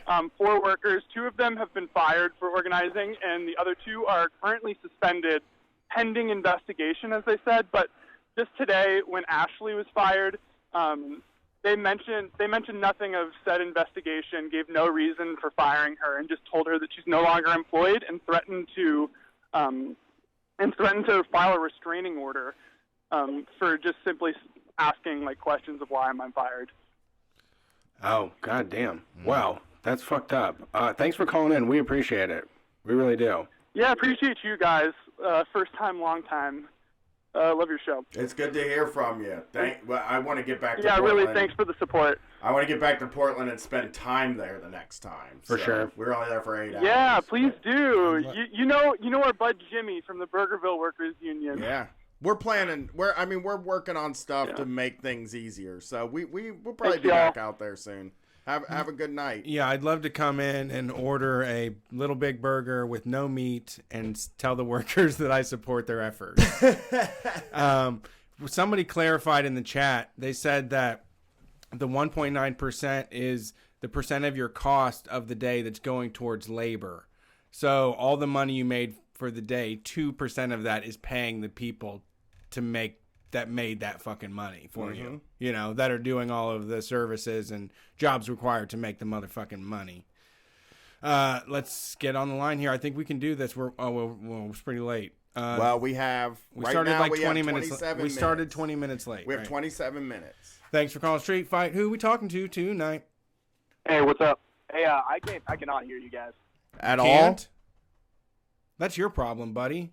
Are you sure that's his problem? I don't know. Yeah, it could be ours. I cannot hear you guys on the phone at all. God damn it. Oh, my God. We made it all the way to the almost end of the show. You're on. You're here. All right. It's great to hear from you. What's up? It sounds like trash to us. It's not going to sound like trash on recording, is it? Does it sound good on the stream? Yeah, does the stream sound like trash? Do y'all sound like... Does it sound like my head is inside of a coffee can? I don't know. I thought it sounded. That's my monitors then. Okay, that's fine. It's just the monitors. It's just us. We just are gonna have to live with the monitors. It sounds like when your boss is listening in on the call and Yeah, yeah. We're just gonna have to deal with it. It's like fine. a little clip that goes off, and you're like, oh, fuck. I'm on. So chopping block. So I saw the comedian dress code tweet from not too long ago. Oh boy. That Brian did, and my friend's a comedian, and he is run into that same problem numerous times, and pretty much is dealing with it I'm just not gonna deal with it. I'm just gonna wear what I'm gonna wear, and he has found it is the most bizarre thing that he's like, I swear it never used to be a thing before. Yeah. And this is in Kansas City, and it's weird because a lot of I've gone to some comedy club shows there, but everyone else dresses up, but I've seen a few people who don't, and it doesn't seem to be a problem, but it's very strange. And he was just and he said the same thing. It was business casual comedy is it's a very bizarre thing is coming out of this comedy club culture almost. Yeah, I mean it's odd as someone watching it to think that I'm watching a performance. I think people even call themselves comedy nerds. They understand this is someone's passion, or they're sharing their point of view or whatever it is and expressing themselves, standing in front of a bunch of people. However they dress to do that, I just have never heard someone be he had really ashy knees you could see the whole time. Uniform. Yeah, I have I actually wanted to talk about this. I'm glad you brought it up because first I'll make the announcement. In Las Vegas, when we play our show, I am wearing the long shorts and my new Air Force Ones. my new Realtree Air Force Ones on stage. One time only, shorts on stage. I dress up. I don't dress up, but I wear clothes that I don't wear in my everyday life on stage. I do understand that there's a performance, like there is a performance aspect to what I'm doing. I'm putting on a show. I put the boots on, I put the t-shirt on, and I put the jeans on. And I'll tell you the truth, I buy a new shirt for every show. Like I wear a different shirt on. You'll never see me with the same shirt twice. It's character work without actually being a character. Right, yeah. That's the thing. It's like, yeah. You're sending a message, but I would never think to say to somebody, you're not allowed to do this. Like what you decide is okay for your character, for me is okay with me. I don't care. You do what you gotta do. I don't care what you do. I don't think it makes it look bad. And I also, this is a real symptom of the comedy nerd thing, right? This is the WTF with Mark Maron kind of, like not canonizing, it's the wrong word, but legitimizing establishment versions of comedy. And it makes it into something. It's like rock and roll, right? Like there was a rebellion to rock and roll, and it was really cool. Then they built a fucking Hall of Fame for it in a big building in a museum, and they do big shows about it. And now nobody. I mean, I think the Hall of Fame really did speed up the death of rock and roll. Like in my opinion, yeah, absolutely. Like it didn't happen right away. But as the years rolled on with that Hall of Fame, people became more and more separated from what is traditional rock and roll, the type of music that is in the Hall of Fame. Like that kind of thing is over now. And I think it's because it started to take itself really seriously. And it started to just say, listen, it's art. Comedy is art. Like you don't have to explain that to anybody. And you don't have to prove that to anybody.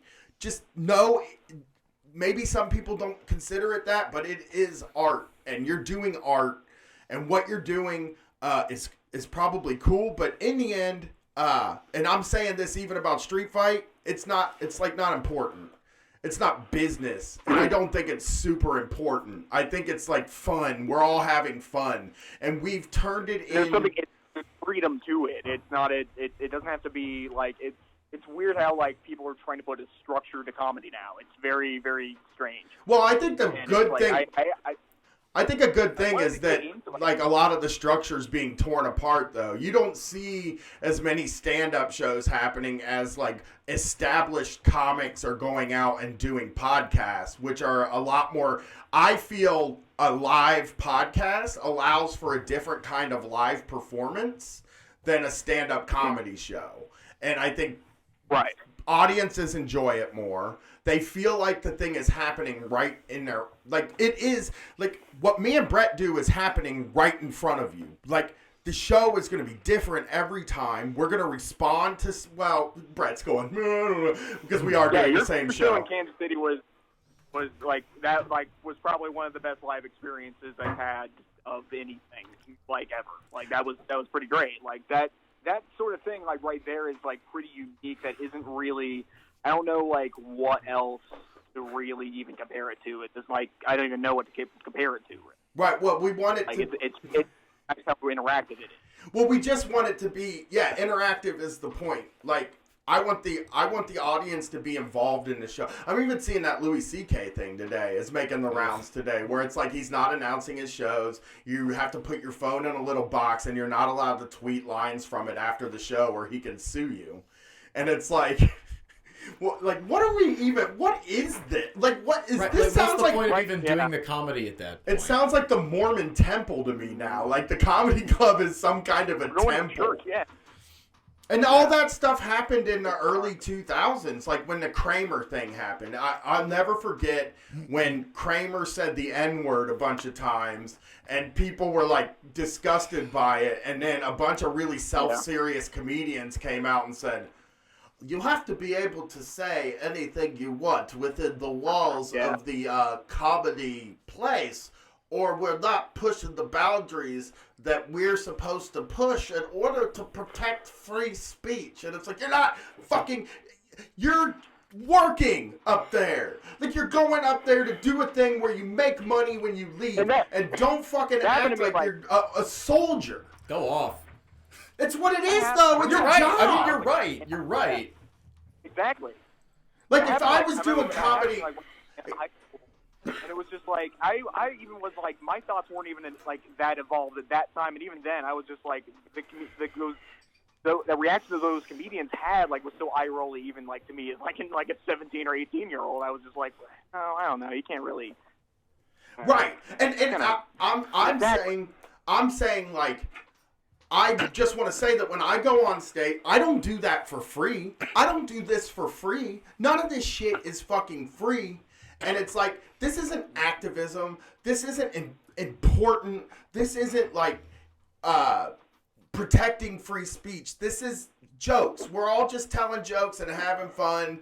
And like, if people get something out of it, then that's really great. But it doesn't count. You know what I mean? It like isn't important. It doesn't count in the world. Right. Yeah, you got me going. Every time comedy comes up, I have to start fucking yelling about it, I guess. Right. Well, I appreciate you calling in. We have. Do I plug something real quick? Yeah, plug it. Plug away. Plug it. My Twitch, Kansas Beach Patrol. All right, thanks, man. I appreciate it? I remember you. Kansas Beach Patrol. Oh, yeah. Very good name. I remember you. Thanks for coming to see us in Kansas City. Let's get Have a good night, Street Fighters. Let's pull through this. We got this, Brett. I'm sorry. I yell about comedy. Somebody says comedy, I get mad because, like I said, I think people take it too seriously, and they think it's important, and it's just, it's not. It's not important, dude. It's as important as the Avengers, which is not important. The stuff is just, it's a thing. I don't think comedy needs to hold up. I think it can be disposable. I don't think any of that. Like, I just think it's a disposable art form that gives people a good night out to go see something funny, and if it jars some thoughts in their head, then great. That's great. It's successful. You know what I mean? Yeah. And disposable is a good word for it because, like, you know, if the ephemeral nature of, you know, how it feels when the joke really hits, that's what that's about. Right. That's what you carry with you. All right, let's get on to this and not sound like nerds here real quick. I want to start talking about breaking shit apart. Hell yes. I want to talk about tags and punching it up. Hey, how's it going? You're talking to Street Fight Radio, the #1 anarcho-comedy radio coast to coast. Hi, this is Colton from Denton, Texas. What's up, the third coast.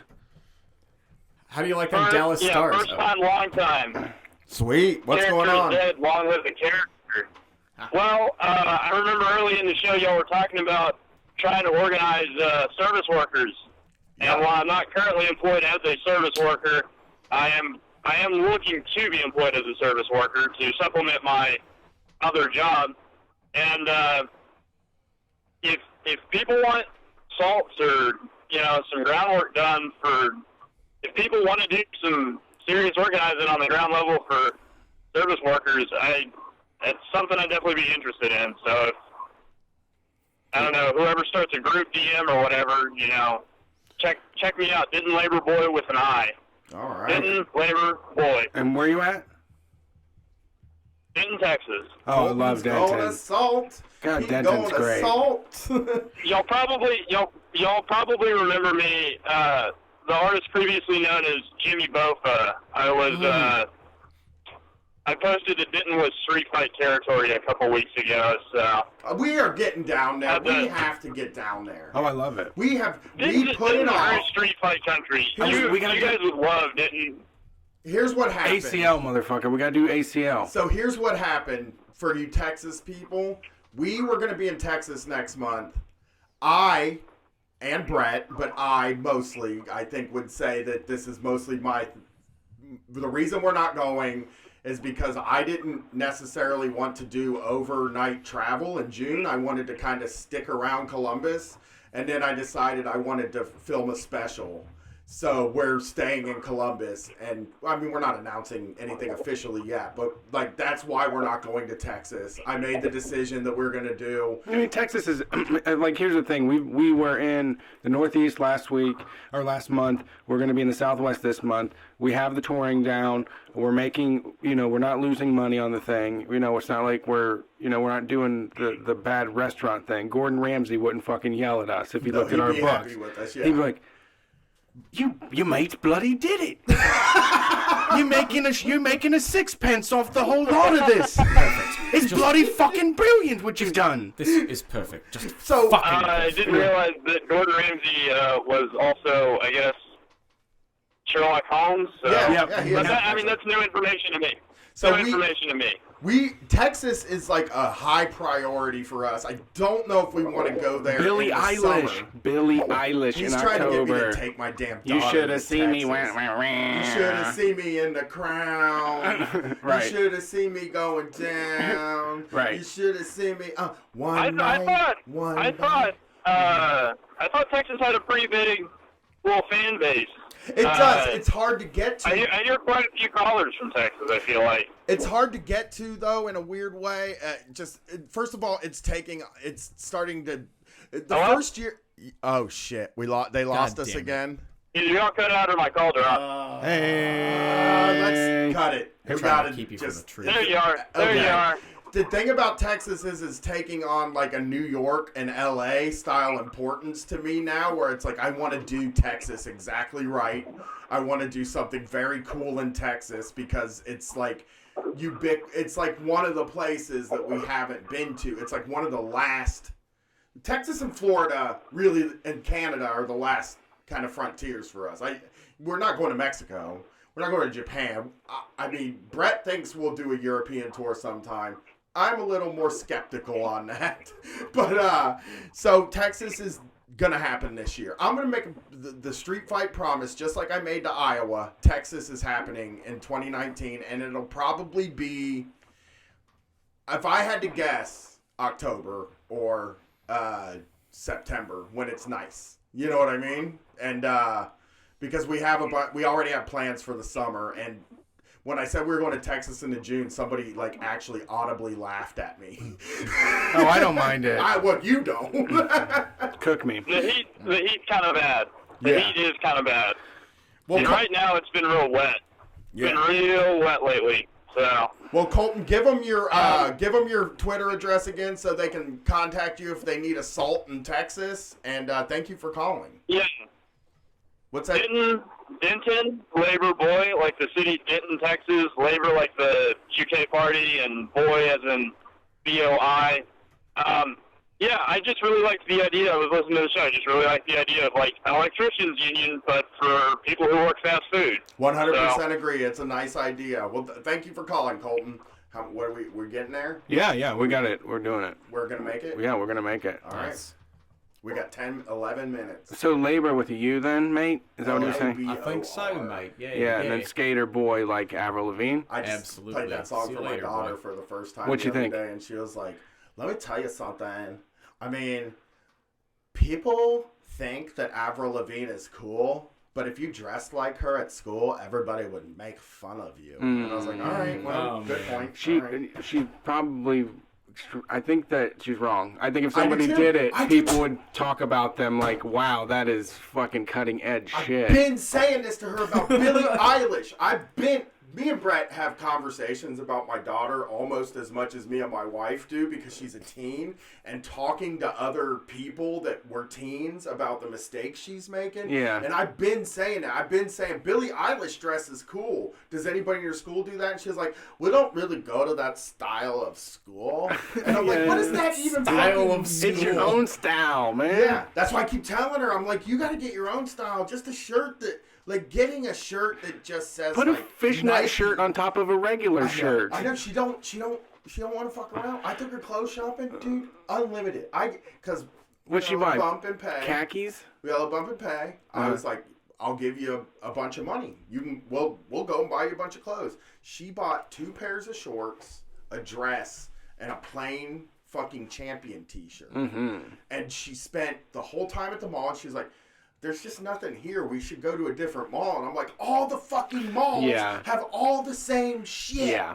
She drives me nuts, dude. She won't wear. I'll be like, look Their at these. challenge. I'll be like, look at these shoes. They look. Or look at this shirt. It's like got different, like an Adidas shirt. If it's white and it has like an orange.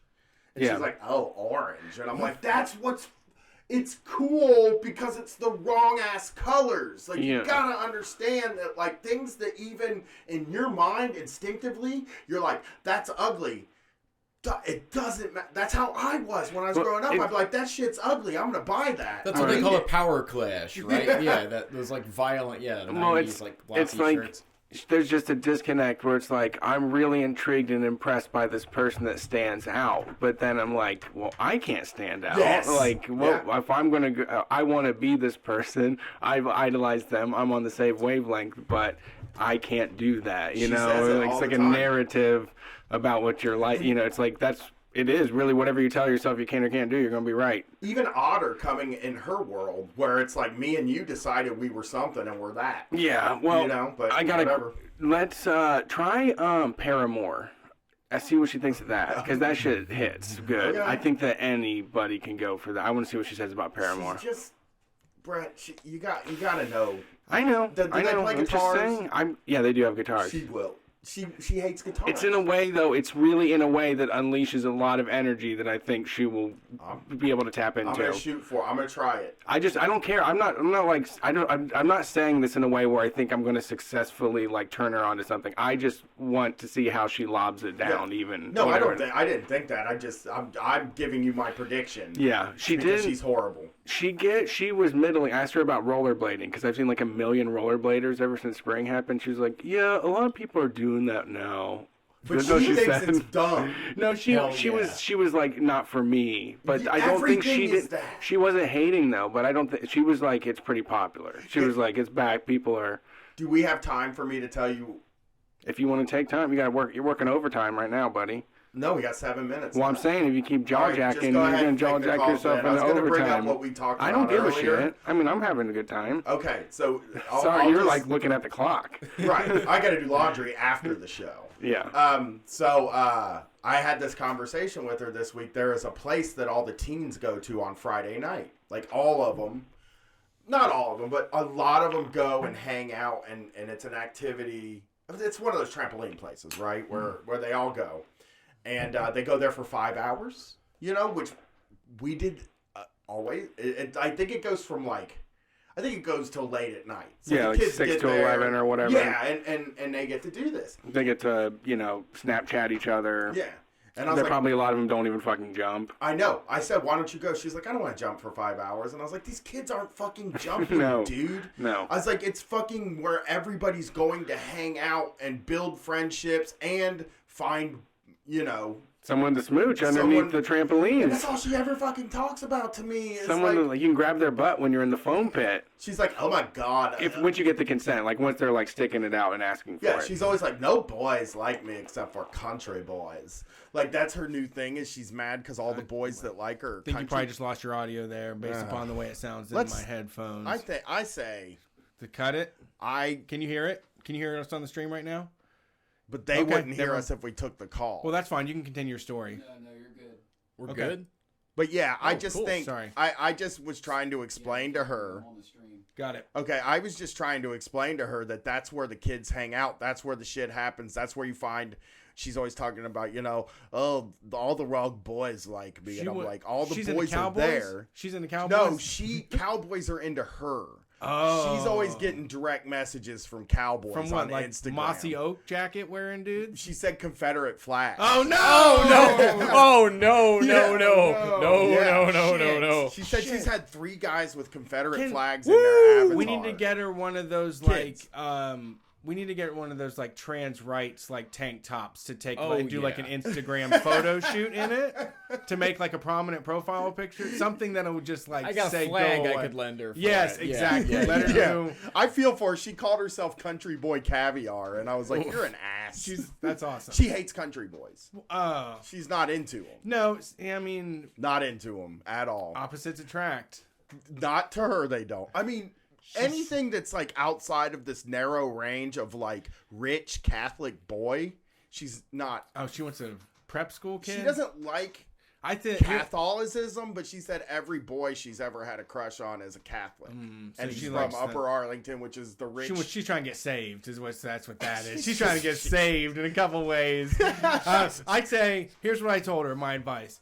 You find you good-looking country boy, has tight jeans, and then you get him to work 70 hours a week for you. Let him buy the truck of his dreams. Make sure he gets the truck of his dreams. But he's at work all the time. You're like, I don't like this purse anymore. You get new shit all the time. You're living the fucking life. Hang out with kids all day, right? She doesn't set. I mean, it's odd. Get an above-ground pool. It's odd. And just fucking hang out all day. Yeah. Drink SoCo. It's about finding a way to fleece the bastard. It would be great next week when we have all women call in. Yeah. I would be great to talk to them because I never realized this, but when I talked to my kid, she said like, you know, it's a lot harder to find a partner or a significant other or boyfriend or girlfriend if you're a girl, because boys are the worst. And I'm like, yeah, well, I used to sit in rooms full of dudes that said a woman can have any guy she wants. All she has to do is ask. Yeah. Like, she doesn't get like, and I do like, I do find, I am very interested in her. Like, she just really, she's obsessed with boys, dude. She's boy crazy as hell. You gotta pierce through the gender binary and get the both, because that's what I did. It's like, I get all the girl stuff, I love my girl stuff, I love my boy stuff, I get the best of fucking everything, and I'm not trapped on one side of the joy. Thank you, by the way, for providing crucial support to the original non-binary pal of the show. Very much appreciated. Absolutely. You are both now fully uncancelable. Well, we're still cancelable. Let's get these. How many we got? We got 2 more to go, I think we can do this. Let's burn them through. We got 3 minutes. One of them's anonymous, so I'm worried it might be one of those Guy Fawkes for people coming in to bomb our church. Hello, who's this? Hey, what's going on? Yo, this is, I guess we'll go with Terry from Baltimore. Oh, what's up, Terry? How's it going tonight? How you spell your name, Terry? Terry, however you want to spell it. Nice. Okay. I spell it ANONYMOUS. My Terry, for me, my personal Terry, is TERI, because it's forward and it's phonetically just to the point and gets the job done, and you can do a heart over the I. TERRY always. That's my granddad and uncle's name. I do like the heart over the I. That's what you kind of sold me on that one. I always spell it TERRY, always. I never spell it differently. If I had 3 kids, I would name all 3 of them Terry, spelled the same. Like George Foreman. Right. Try the new Terry Grill. All my Terrys love it. All right, what's going on tonight? We're winding down here. Yeah, I won't keep you guys because y'all are picking up that OT right now. Yeah, it's time and a half, dude. But we have to abuse drugs at time and a half, though, too. That's like the problem. Yeah, I guess I got metrics or lack thereof story since we're on that. Okay. And also, like, the last guy in my training group for my job got fired for smoking weed on the job, but I only learned about that a couple of days. That's the best I got for, like, drinking on the job stories right now. You want to hear something funny? I got a guy hired at the call center I worked at, and he got fired for looking at porno at work. Oh, no. Oh, no. Oh, no. I was like, why are you doing it there, man? Come on. At work. Just like... What are you fucking doing? We were sitting in cubicles, right? We weren't even in cubicles. We were in the desks with the walls on the side. No. We were all sitting next to each other. He's looking at fucking... Hold up. I'm not trying to justify this in any way. That's what I'm prefacing this with. Was he doing it on the computer or like on his phone on the network? This wasn't phone era. This was only computer. This is 2001. Okay. Well, oof. Yeah, I mean, this is what I gotta say. So he's waiting for a JPEG to load. He's waiting. No, we were on a T1. I mean, you're in the depths of it. You're in the lowest place in the world. You're at work. You're in hell, and you just want to look up to the sky and see a woman's legs open. It was just so fucking embarrassing. They like walked him out. I rode to work with him every day, and he drove me home. I rode to work with this guy every day, and I wanted to listen to Howard Stern so bad, but he didn't like it. We had to listen to Jock Jams every single morning. Oh my God. On the way to work. That's is what he liked. Psycho shit. And he would do Goodfellas. He would do that impressions every day. Bada boom, bada bing, hey. And then one day, we're driving. A little kid throws a basketball, hits his car. This motherfucker turns around, finds the kid, says, "Take me to your dad," takes the kid to his dad, makes me late for work, yelling at some kid for throwing a fucking basketball at his car and telling his dad on him. Yep, I was right. It was a I knew nightmare. it was a Jock Jams thing. I was right. Nightmare. Yeah. But Jock Jams. Listening to Jock Jams. Boopa-doopa-doo. Ah! Hey, kid, where's your fucking dad? Doo-da-doo-da-doo. Ah! He would just be like, "Oh, hey. It's fucking over for you. I'm in beast mode now." He would just be like, "Oh, hey, bada boom, bada bing, hey, how you doing?" with me every morning. Like, his jokes were all that. Oh, really? He would not let me listen to Howard Stern. He just made me listen to "I've Got the Power," and then fucking would do Italian impressions for me. So that guy, and then he got fired for looking at porno. So he's a certified wacko. I still see him online sometimes. Put him in the certified wacko pile. He's married. A couple of ways. He got a fucking degree, and he's a computer programmer that fucking makes degree? good Nice, like dude. no, he got a real degree, and he's a computer programmer. He's highly successful and highly functioning now. But I'm like, what else is going on with this guy? You know what I mean? Scientology, probably. Hell yeah. I We're just about to wonder. get clear as fuck. I just wonder what else, like, because that period of his life sounds when you put all the pieces together. It's like, oh, It's such a good vibration. that song, bow, bow, bow, bow, bow, bow, bow, bow, bow, dance, dance. I was like, why do you even fucking have Jock Jams, dude? Who buys that? Who the Again, fuck? He had them all. that guy. He had a full Case Logic. Let me unzip this. What volume are you into? None. Hey, it's like, is that what gets you ready for working? I mean, you have to just you have to. Otherwise, you start thinking about porno. You don't have someone beating a positive message in your I head. gotta channel that energy into getting sales today, baby. All right. Anything holding him back. Yeah. I'm sorry, I didn't mean to cut you off there. Nah, it's all good. Yeah. So I work at an inpatient unit of a children's hospital. It's a hell of a job. I'll have more stories for you. I'm not the last fucking caller, maybe, or second to last, but Well, you might be last. yeah, Anonymous our usually.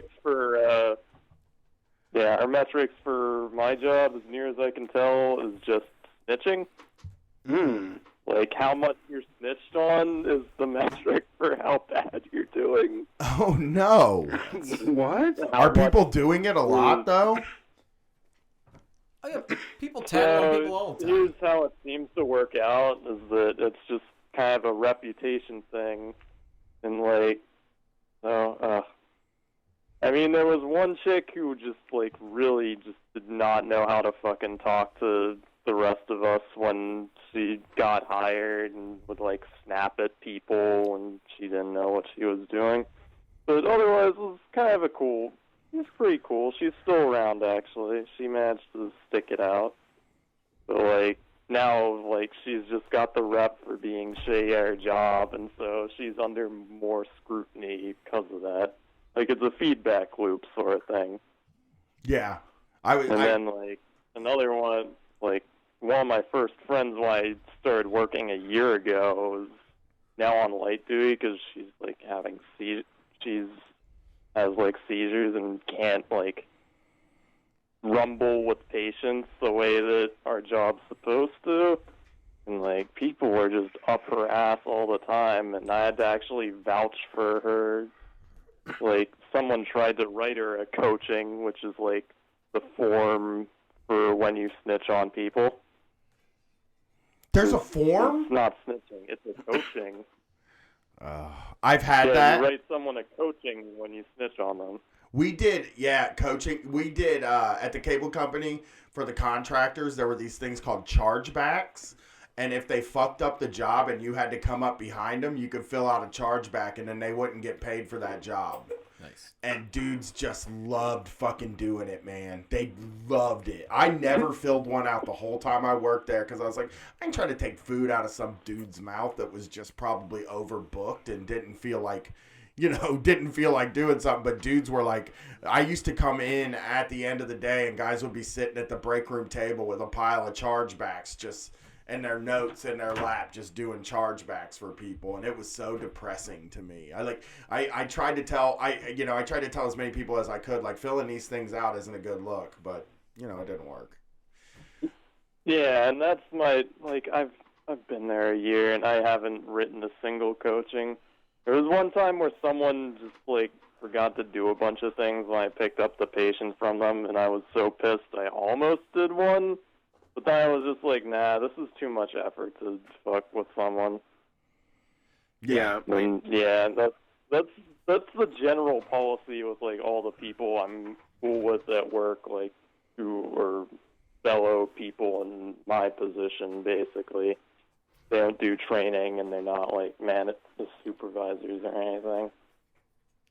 But yeah, so I had to send an email to cancel one out because someone wrote a fucking coaching about my friend who's on late days that she cussed or something because supervisor was calling her to the office to do some bullshit when there were all of the free people who could have done whatever she was getting called to do were just sitting in a room just shooting the shit at the end of shift. So she was like, all these free people. And someone said she cussed or something. I had to write a whole fucking email to get that. Yeah, people were just up her ass for some reason, I guess, because, oh man. But yeah. So Yeah, it sounds frustrating, for sure. The opposite of fucking metrics. Yeah. I mean, that's the thing. We got a lot of pro metrics info. I mean, nobody's pro metrics, right? But, a lot of people were like, metrics are better than having crazy bosses that just... And I agree. I'll be with you on that. I just think that, maybe the way to handle it is to let the people that are doing the work have a hand in deciding what the proper metrics are. Yeah. Just have a hand in it. Right, right, and it's been mentioned a million times before, but yeah, it's a matter of okay, if everything you need to do for the day is done, you should just be able to just fucking go. That's your efficiency. There's your fucking metric. It's done. Right, for sure. Well, thanks for calling in. We really appreciate it. We got one more call to take. Oh, no. Yeah, thank you. Yeah. Some sort of Guy Fawkes rabble-rousers coming in here, I think, with their YouTube videos. They're going to try to deprogram everybody.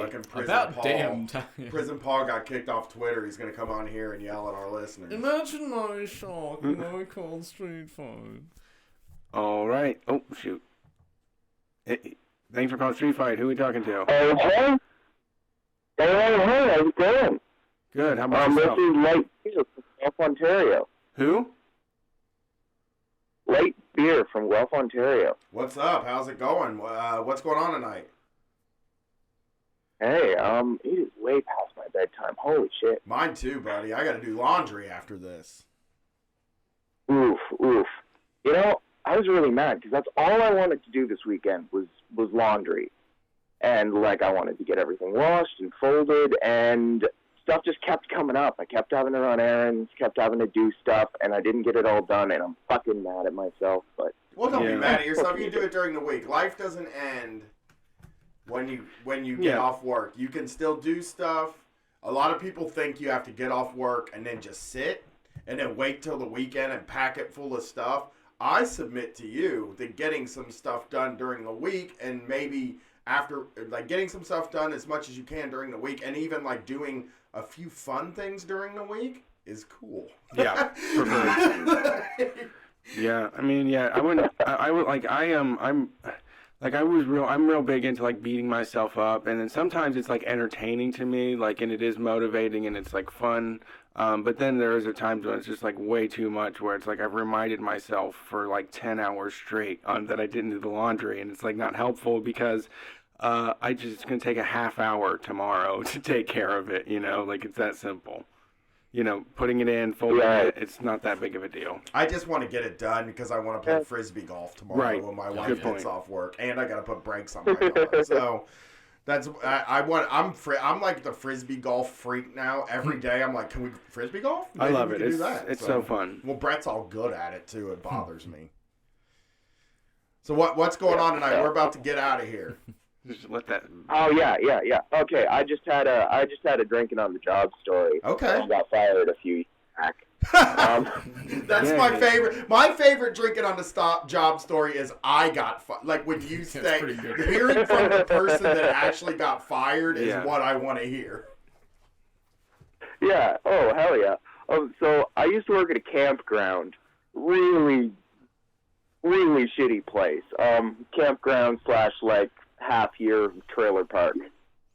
No winter residence, but like, and so I was on the maintenance team, so we did all kinds of stuff. It was fixing, we would fix fences, we would clean up campsites after people left, we would clean the bathrooms and the outhouses.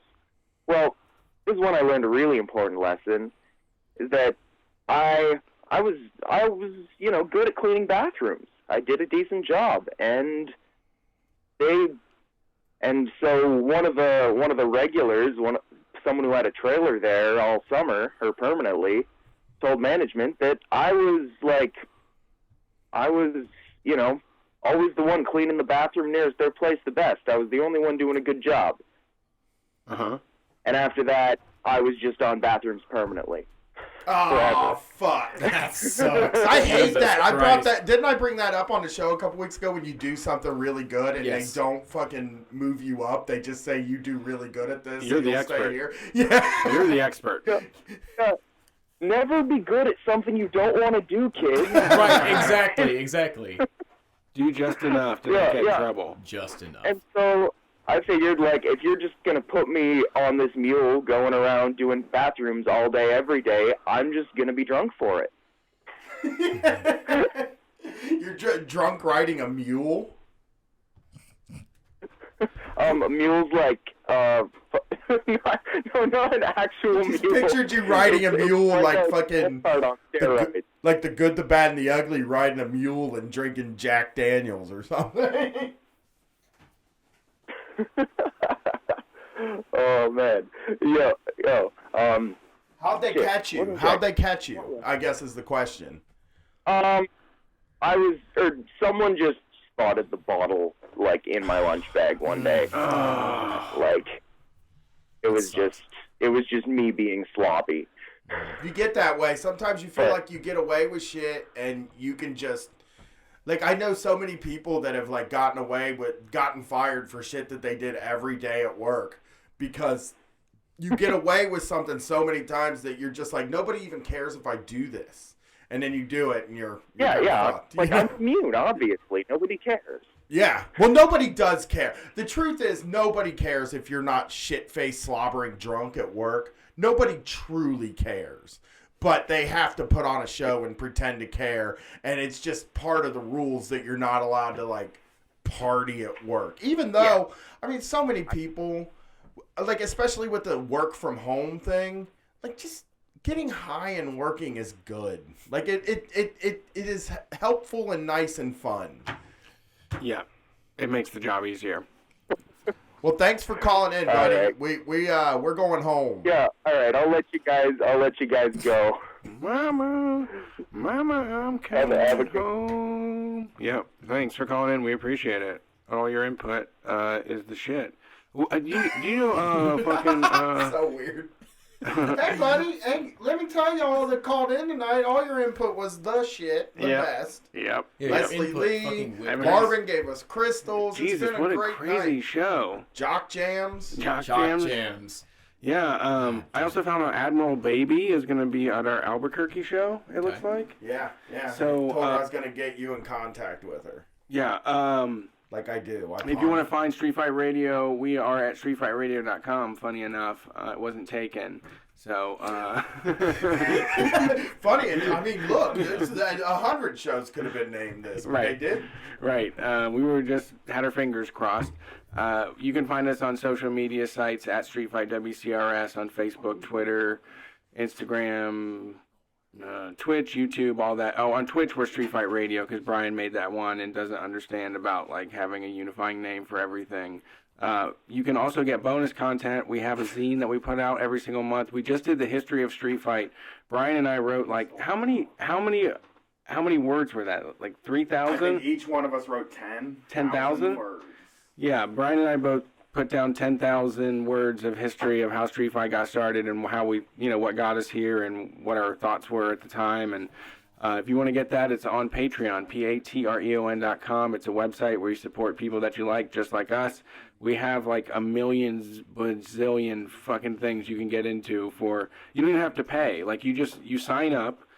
And you get charged at the first of the month, the following month. So you could sign up today. You can listen to probably over 100 bonus shows. We have 24 digital PDF zines available.